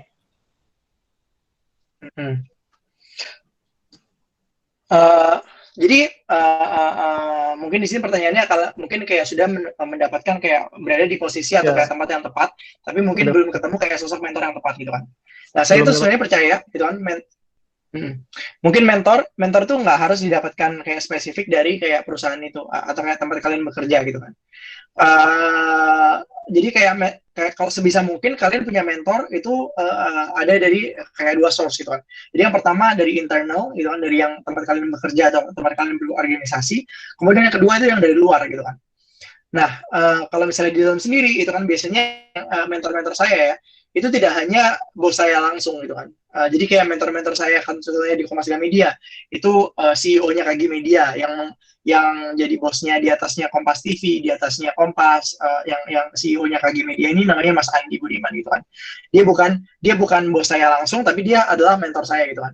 Jadi kalau misalnya di internal ini selain bos kalian sendiri gitu kan, atau kayak manajer kalian sendiri, kalian juga bisa reach out gitu kan, kayak connect dan minta mentorship gitu kan ke mungkin kayak ke divisi lain atau kayak mungkin orang-orang yang kayak lebih senior daripada bos kalian seperti itu. Itu satu ini ya. Jadi kalau misalnya internally mungkin kayak mencari sosok mentor tidak hanya dari bos kalian langsung, tapi mungkin dari divisi-divisi lain atau kayak bisnis unit lain gitu kan, di mana kalian bisa melihat orang ini sebagai role model gitu kan. Itu satu. Kemudian yang kedua nih, eksternal gitu kan. Kalau misalnya external mentor gitu kan, ya kalian harus bisa mencari juga gitu kan. Banyak orang-orang yang jadi mentor saya sekarang itu adalah orang-orang yang saya dulu banyak bantu ketika waktu saya masih kuliah gitu kan. Saya banyak jadi volunteer waktu kuliah gitu kan. Dan ini kalau misalnya kalian masih kuliah gitu kan, mungkin this is kayak the right time gitu untuk kalian kayak melakukan volunteer ini gitu kan. Di sini pastinya juga ini kan kalau misalnya kayak katakan nih sama Kang Panji kan, Kang Panji pasti di sini kayak sosok mentor yang oke banget gitu kan. Dan tapi selain Kang Panji juga pasti Kang Panji kan koneksinya banyak gitu kan. Nah saya yang saya lakukan itu biasanya saya kayak minta mentor saya gitu kan untuk memperkenalkan sama orang-orang hebat lainnya gitu kan. Jadi kayak ke bos saya bilang nih kayak, wah Pak, boleh nggak saya dikenalin dengan teman bapak yang ini gitu kan? Karena kayaknya oke banget nih gitu kan. Nah karena saya kinerjanya oke gitu kan, maka mereka tidak akan ragu-ragu, tidak akan sungkan untuk memperkenalkan saya ke teman-temannya seperti itu. Jadi apakah harus kayak pindah pekerjaan gitu kan? Not necessarily gitu kan.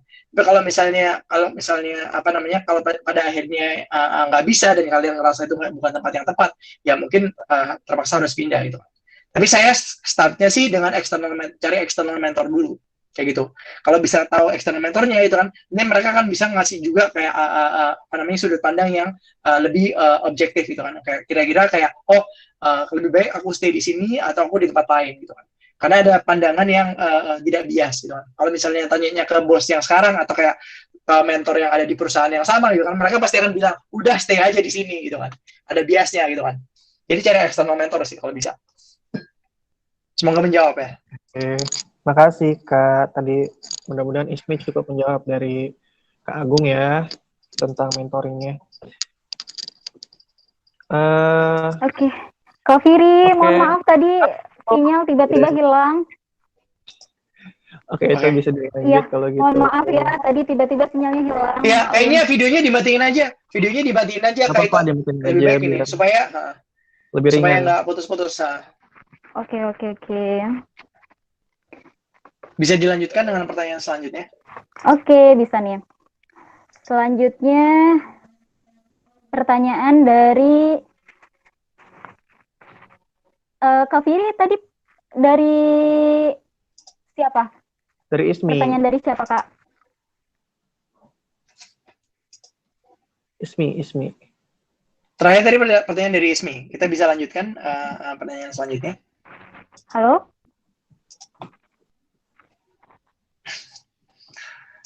Mungkin bisa dilanjutkan dengan Kak Firinya langsung aja, Kak. Oke. Itu sepertinya itu jaringannya cukup sulit ya. Oke, Kak, ini ada satu pertanyaan yang cukup menarik untuk sharing juga dari Kak Agung. Dari salah satu relawan kita namanya Kak Sofan, dia mau nanya kira-kira selama Kak Agung dibesarkan oleh orang tua Kak Agung, itu kira-kira nilai-nilai apa yang sangat berperan itu sampai bisa ngebuat Kak Agung menjadi diri Kak Agung yang sekarang ini? Pernah nggak selama menjalani karir ada larangan dari orang tua atau mungkin orang tua beda pendapat dan sebagainya? Terus gimana? Pokoknya gimana cara nanganinnya kalau ada kayak gitu? Oke. Wah, ini pertanyaan yang sangat-sangat menarik ya. Jadi jawab mungkin dari pertanyaan yang kedua dulu gitu kan. Pernah kan nggak kayak berseberangan atau kayak ada kayak larangan-larangan dari orang tua untuk kayak berkarir apapun? Jawabannya enggak. Jadi kayak mungkin ini agak counterintuitif ya. Tapi kayak orang tua saya itu sangat-sangat slow lah. jadi ini kayak gini kalau misalnya kalau misalnya dari orang tua saya sendiri itu kayak selalu bilang kayak pekerjaan apapun tuh yang penting halal, legal, terus bermanfaat gitu kan. Bermanfaat bagi diri sendiri, bagi keluarga, bagi orang lain. Udah itu aja gitu kan. Saya dulu pernah bilang nih, Bu, aku mau jadi fotografer gitu kan. Iya udah gitu kan, boleh jadi fotografer. Bu, aku pengen jadi penulis gitu kan. Iya monggo gitu, jadi penulis gitu kan. jadi ini apa namanya? Diterima ya. Beruntungnya saya punya kayak orang tua seperti itu ya, karena mereka yang tipe yang kayak gini. Mereka percaya nih apapun itu yang penting yang utamanya tadi itu ya baseline-nya atau dasarnya adalah kayak ya halal, legal, kayak terus bermanfaat. paling tidak kayak bagi diri sendiri, bagi keluarga, maupun bagi orang lain gitu. Nah, tapi di atas layer, di bawah layer itu ya, di bawah kayak yang sifatnya tadi menurut saya pilar yang superficial tadi gitu kan, di belakang keseluruhannya itu mereka menanamkan beberapa nilai-nilai yang kayak yang penting gitu kan. Gung, apapun yang kamu lakukan gitu kan, itu yang pertama kamu harus disiplin gitu kan. Itu tadi yang kayak hal yang saya bilang tadi kan, kamu harus disiplin gitu kan, kamu tidak boleh kamu harus pantang menyerah gitu kan, tidak boleh takut gagal gitu kan. Gagal tuh bagus, Bung, gitu kan. Kalau misalnya gagal, kalau misalnya kamu mendapatkan pelajaran dari kegagalanmu, itu sangat-sangat berharga gitu kan. Dan yang paling kamu juga harus punya itu tadi yang kayak nilai yang kamu jaga gitu kan. Jadi kayak apapun yang kenapa saya kayak bekerja keras itu karena dalam hati saya gitu kan, dalam kepala saya bukan tentang bekerja, tapi kayak saya sedang menjalankan misi untuk memenuhi instruksi dari hadis tadi itu, khairun nas anfa'uhum linnas itu gitu. Jadi saya kayak ketika punya misi itu kan, itu yang diterangkan sama orang tua saya gitu kan. Agung, kita nggak akan melihat kamu dari status, dari kekayaan apa segala macam, tapi kesuksesanmu itu, tingkat kesuksesanmu itu adalah kayak dari seberapa bermanfaatnya kamu bagi orang lain gitu kan, terutama bagi orang-orang yang kurang beruntung kayak gitu. Jadi itu kayak value yang kayak ditanamkan oleh orang tua saya sih. Nah, kalau misalnya buat teman-teman yang mungkin punya berbeda pandangan sama orang tua kalian gitu kan, kalian harus punya kayak bukan senjata ya, kayak riset dulu gitu kan, untuk bisa kayak memberitahukan alternatifnya ke orang tua kalian kayak gitu. Jadi untuk beberapa klien aksil itu kayak mereka disuruh nih spesifik, kamu harus jadi PNS gitu kan. Nah, yang saya minta mereka lakukan adalah gini, boleh tanyain ke orang tuamu nggak, kenapa kayak mereka nyuruh jadi PNS gitu kan. Karena again, it's not important the role-nya gitu kan, PNS-nya gitu kan. Tapi di belakang kenapa kayak mereka pingin kita jadi PNS adalah karena mereka pinginnya kita stabil pekerjaannya, aman, ada pensiunnya, gajinya oke gitu kan. Nah, yang saya lakukan adalah adalah membantu klien tadi itu untuk memberikan kayak alternatif pekerjaan yang sebenarnya mungkin sama stabilnya atau mungkin jauh lebih stabil daripada kayak pekerjaan menjadi PNS gitu ini ya. Dan itu akan memudahkan kan itu kan untuk kayak untuk berdiskusi gitu kan. Karena yang orang tua kita mungkin nggak punya adalah kayak itu tadi, yang kayak mereka tidak punya nggak up to date lah ya dengan kayak pengetahuan mengenai kayak karir sekarang gitu kan. Kalau karir orang tua kita kan zaman dulu kan kayak kerja di satu tempat 20 tahun, 30 tahun gitu kan, sampai sekarang kan. Tapi kalau sekarang kayak 2 tahun, 3 tahun pindah-pindah gitu kan. Nah, jadi pastikan itu kayak in order for you to discuss ya. Saya bilangnya bukan berantem sama orang tua ya, tapi kayak untuk bisa mendiskusikan dengan orang tua, itu kalian harus tunjukkan nih. Kalau misalnya kayak kalian udah kayak melakukan riset yang sangat-sangat mendalam gitu kan, dan kalian sudah bahkan bisa memberikan manfaat yang lebih daripada pilihan utama yang diberikan oleh orang tua kalian kayak gitu. So that's what's important sih ini ya. Oke, jadi yang penting mah komunikasi dulu dibangun ya ke antara kita dan orang tua kita. Komunikasinya itu hanya bisa dilakukan kalau misalnya kalian sudah melakukan PR kalian dulu. Dikerjain dulu PR-nya, melakukan pendalaman riset-riset tentang opsi-opsi lainnya gitu kan. Soalnya kalau misalnya cuma bilang gini doang ya, kayak, lu jadi PNS gitu kan, terus kamu bilang kayak, enggak mau jadi PNS gitu kan, itu jadi berantem. Nah, yang kultur yang dibangun oleh keluarga saya itu adalah kultur diskusi. Jadi ketika saya bilang nih, Bu, aku pengen jadi jurnalis gitu kan. Oke, kenapa gitu kan? Jadi kayak kulturnya kayak lebih konsultatif gitu kan. Oh, karena saya pengen punya bisa mencerahkan atau kayak memberi pengetahuan ke masyarakat banyak gitu kan. Saya ingin bisa menulis sesuatu yang menggugah, yang membuat orang gitu kan menjadi melakukan sesuatu hal yang baik gitu kan. Oke, paham gitu kan. Kamu sudah ini belum? Kamu sudah riset belum? Kira-kira kayak butuh pengetahuan apa atau butuh skill apa untuk bisa menulis gitu kan. Oke, gitu kan. Jadi yang ditanya-tanyain seperti itu gitu kan. Karena kultur yang diberikan orang tua seperti itu jadinya berdampak dengan kayak cara pikir saya. daripada kayak ketika saya menyelesaikan suatu permasalahan itu kayak saya memulai dengan pendalaman dulu dari masalahnya gitu sebelum datang dengan konklusi atau kesimpulan seperti itu. Oke, Semoga menjawab ya. Ya, mudah-mudahan menjawab ya. Terus mungkin ada satu pertanyaan terakhir ya Kak. Mungkin nggak panjang-panjang juga tentang dari Kabupaten Tangerang, namanya Hanatul Afifah. Dia nanya untuk Kak Agung, bagaimana pandangan kakak katanya tentang anggapan kalau karir tertinggi perempuan itu adalah ibu rumah tangga, gitu.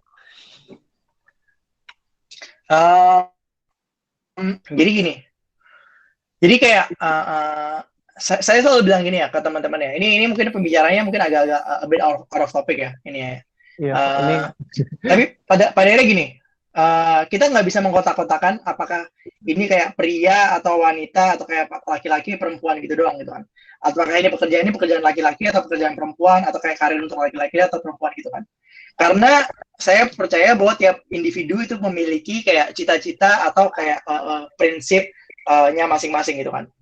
Kayak yang paling penting itu bukan masalah pekerjaan yang menurut saya. Tadi itu kan, focus not the role gitu kan. Don't focus on the role or like the position gitu kan. Tapi fokus on the why you are doing it gitu kan. Kalau misalnya pekerjaan sebagai kayak ibu rumah tangga itu adalah sesuatu yang jelas kenapa kalian ingin lakukannya gitu kan. Karena saya ingin kayak lebih banyak berkontribusi sama anak-anak saya. Mungkin dulu saya sama ibu sama ayah saya itu kayak saya nggak diurusin lah ini ya, kayak mereka sibuk kerja gitu kan. Saya pengen fokus sama anak saya gitu kan. Itu nggak apa-apa ini ya. Saya sendiri itu kan kayak saya sering bilang kayak gini. Kalau misalnya saya nggak ada kayak tuntutan buat keluarga atau segala macam, saya tinggal di keluarga kaya atau segala macam, mungkin saya pengen jadi bapak rumah tangga gitu kan. Karena saya suka ngajar gitu kan. Saya suka membesarkan orang lain gitu kan. Dan itu pada akhirnya kayak apakah itu tertinggi atau nggak tertinggi itu kan kayak itu ukurannya siapa yang dipakai gitu kan.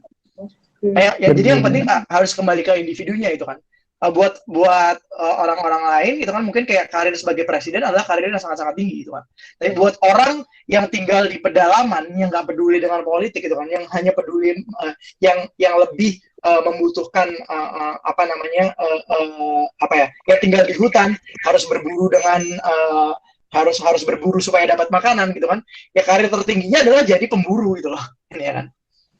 Jadi tergantung sama kayak situasi dan kondisi masing-masing gitu kan. Jangan gunakan kayak acuan orang lain gitu kan atau acuan masyarakat itu kan sebagai standar yang kamu pilih gitu kan. Makanya variabel-variabel yang harus kalian gunakan ketika menentukan cita-cita itu harus sangat spesifik, itu cita-cita kalian gitu kan. Biasanya orang-orang itu kayak banyak yang saya tanyain kayak gini biasanya, kayak gini, Kak, gue pengen banget nih jadi konsultan gitu kan, pengen jadi konsultan di BCG gitu kan.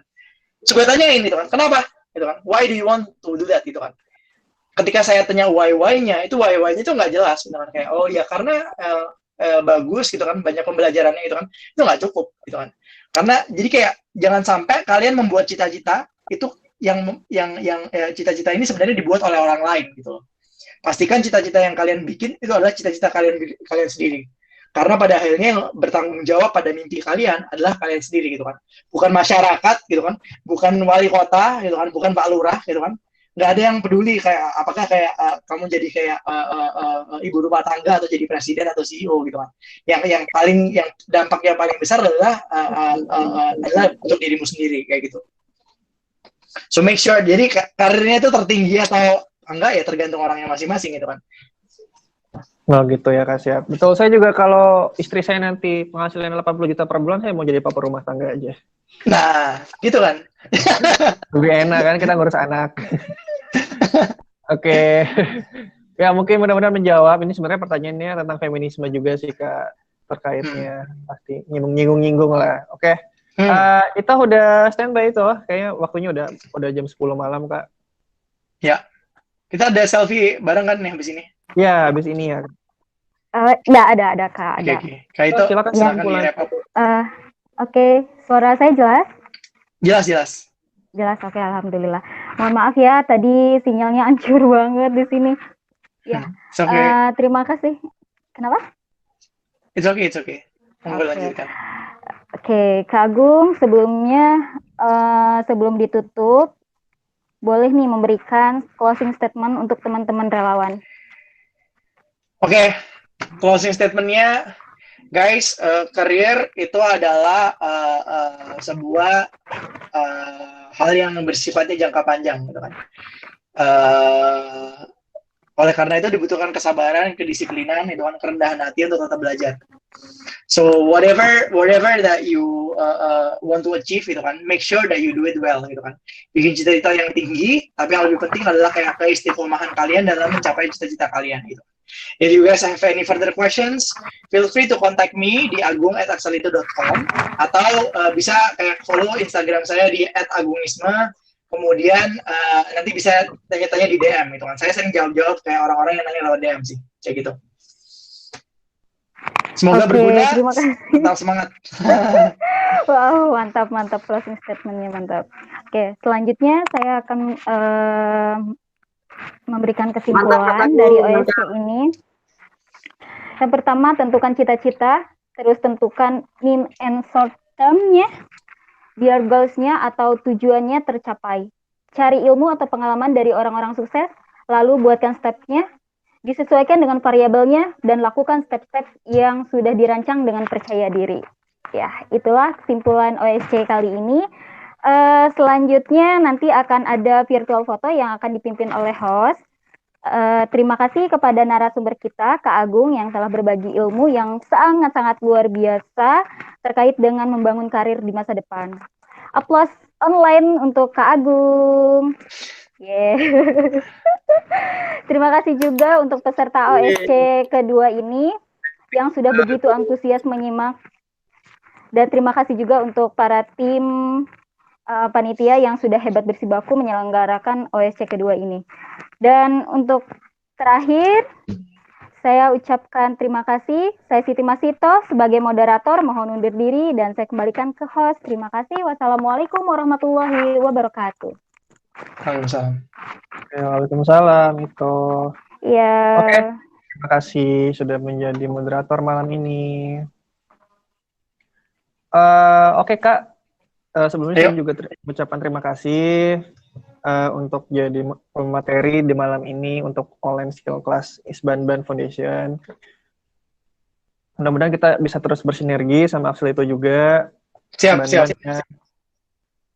Banyak banget hal-hal positif yang bisa di-share. Kemudian, oke teman-teman semua, mudah-mudahan suara saya kedengaran dengan jelas. Habis ini kita mau coba sesi fotonya secara virtual. Jadi saya harap teman-teman silahkan untuk menyalakan videonya. Videonya nyalakan semua, biar nanti mukanya kelihatan. Mas Agung masih on fire. Thank you Mas Agung. Videonya aja. Thank you Kang Manji, Kang Firi, Kak Agung. Mantap lah pokoknya ini. Ini pengalaman pertama kita di training langsung sama ex-konsultannya BCG loh. Mahal ini kalau bayar. Wow. Oke, ayo. Yang belum? Yang masih belum masukin video silakan, ayo kita tunggu bareng-bareng. Nanti tolong ini ya, di tag Axelito Career sama Agungisme ya, supaya bisa di-repost. Siap. Oke Kakak. Ayo, yang belum jangan lupa Rosifa, Agung Sultan. Nanti nama IG-nya bisa di-share ya. @agungisme.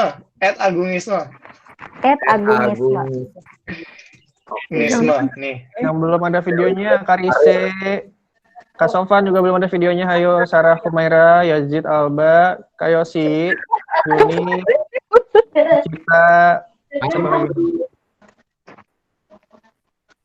Yuk. Mas Agung, kita nggak bisa bayar pakai dolar ya. Bilang kita dari dolar yang terdalam ini. Doa aja. Doa dan post Instastory. Siap. Oke. Sip. Oke, udah siap? Belum nih Kak, dikit lagi. Oke, baik. Oke, silakan siap-siap. Mukanya lihat kamera semua. 1, 2, 3. Satu kali lagi ya. Ya. Bentar. Jangan ke bawah dong. Oke, sekali lagi. Lihat lagi kameranya. Harus gedong Satu, dulu, harus gedong di. 2, 3. Ih, kenapa ih? Nah, harus gedong. Oke, Ada ikutan ya, bocah. oke cukup. Udah ya? Sudah. Oke. Teman-teman ada yang mau sampaikan ke Mas Agung tuh? Terima kasih Kak. Pesan-pesan mungkin tuh teman-teman. Oh, Kak Firi yang ya, enggak.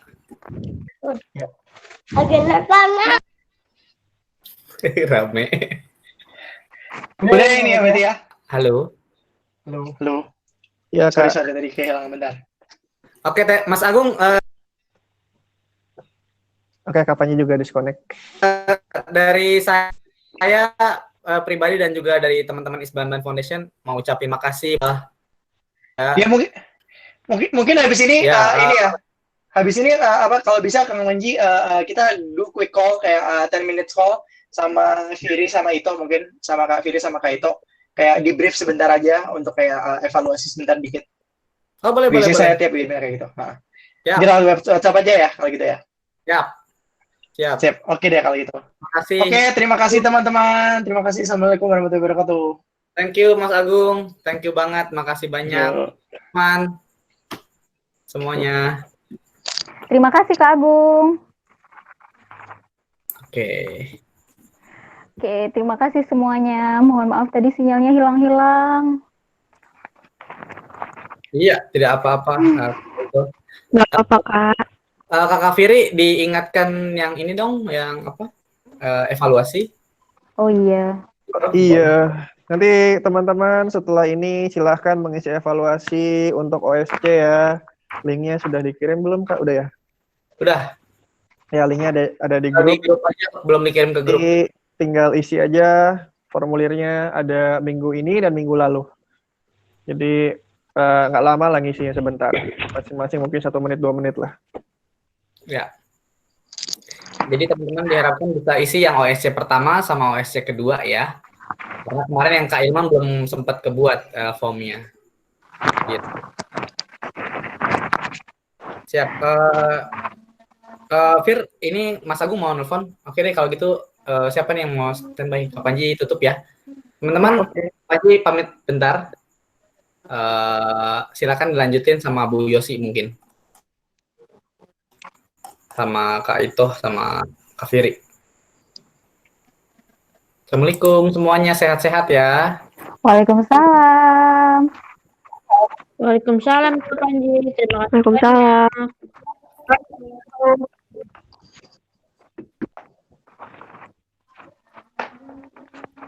Teman-teman nanti boleh bikin IG story tentang OSC kedua ini dan tag Kak Agung dan Akselito ya. Siap Kak. Iya, kesan-pesannya aja seperti biasa. Ya, bentar ya. Oke, Firi, halo Fir. Halo Kak. Masuk ya. Iya. Yang itu di handle dulu ya. Ya. Halo. Halo, assalamualaikum. Salam. Waalaikumsalam Kak Ito. Ya.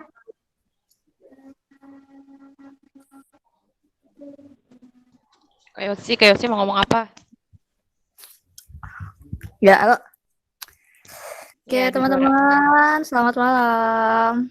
Kedengeran nggak suaraku? Aman ya. Aman ya. Oke, mau ucapin makasih buat teman-teman relawan semua yang udah join, yang udah daftar lewat RSVP, yang udah nyimak, yang udah ngasih pertanyaan ke Kak Agung. Semoga pertanyaannya terjawab ya. Itu untuk OSC yang kedua, temanya tentang membangun karir. Semoga dengan adanya OSC yang kedua ini, dengan pemateri yang ini, teman-teman jadi paham gimana nih cara membangun karir, di mana karir ini bisa berguna dan lebih baik lagi untuk kedepannya. Seperti itu ya. Dan ada pesan dari Kak Panji, OSC ini dikatakan berjalan sukses atau tidak itu tergantung dari evaluasi dari kita sendiri ya. Jadi nanti akan di-sharekan link evaluasi mulai dari OSC yang pertama dari Kak Ilman dan yang kedua dan Kak Agung. Teman-teman nanti mohon kesediaannya untuk mengisi evaluasi sehingga kita bisa tahu nih OSC yang keberapa sih yang paling disukai, atau OSC yang keberapa sih yang agak kurang atau yang mungkin ada minus-minusnya atau ada yang positif-positifnya. Nanti kita bisa tahu dari situ ya. Nah, mengingatkan juga untuk minggu depan itu kita akan hadir lagi OSC yang ketiga. Pematerinya udah dapet. Saya kasih bocoran. Beliau ini seorang founder dari Rumah Millennials, kemudian wakil rektor 3 dari London School of Public Relations. Nah, ya itu untuk posisi beliau. Untuk membahas apanya nanti, itu tunggu info selanjutnya. Oke, teman-teman terima kasih semuanya. Semoga puasanya lancar dan sehat-sehat. Salam dengan keluarga, salam care and share. Terima kasih, Kak Ito.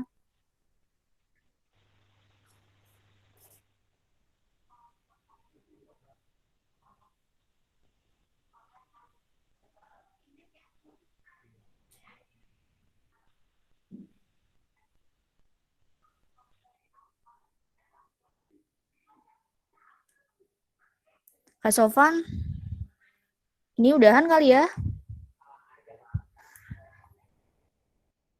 Oke.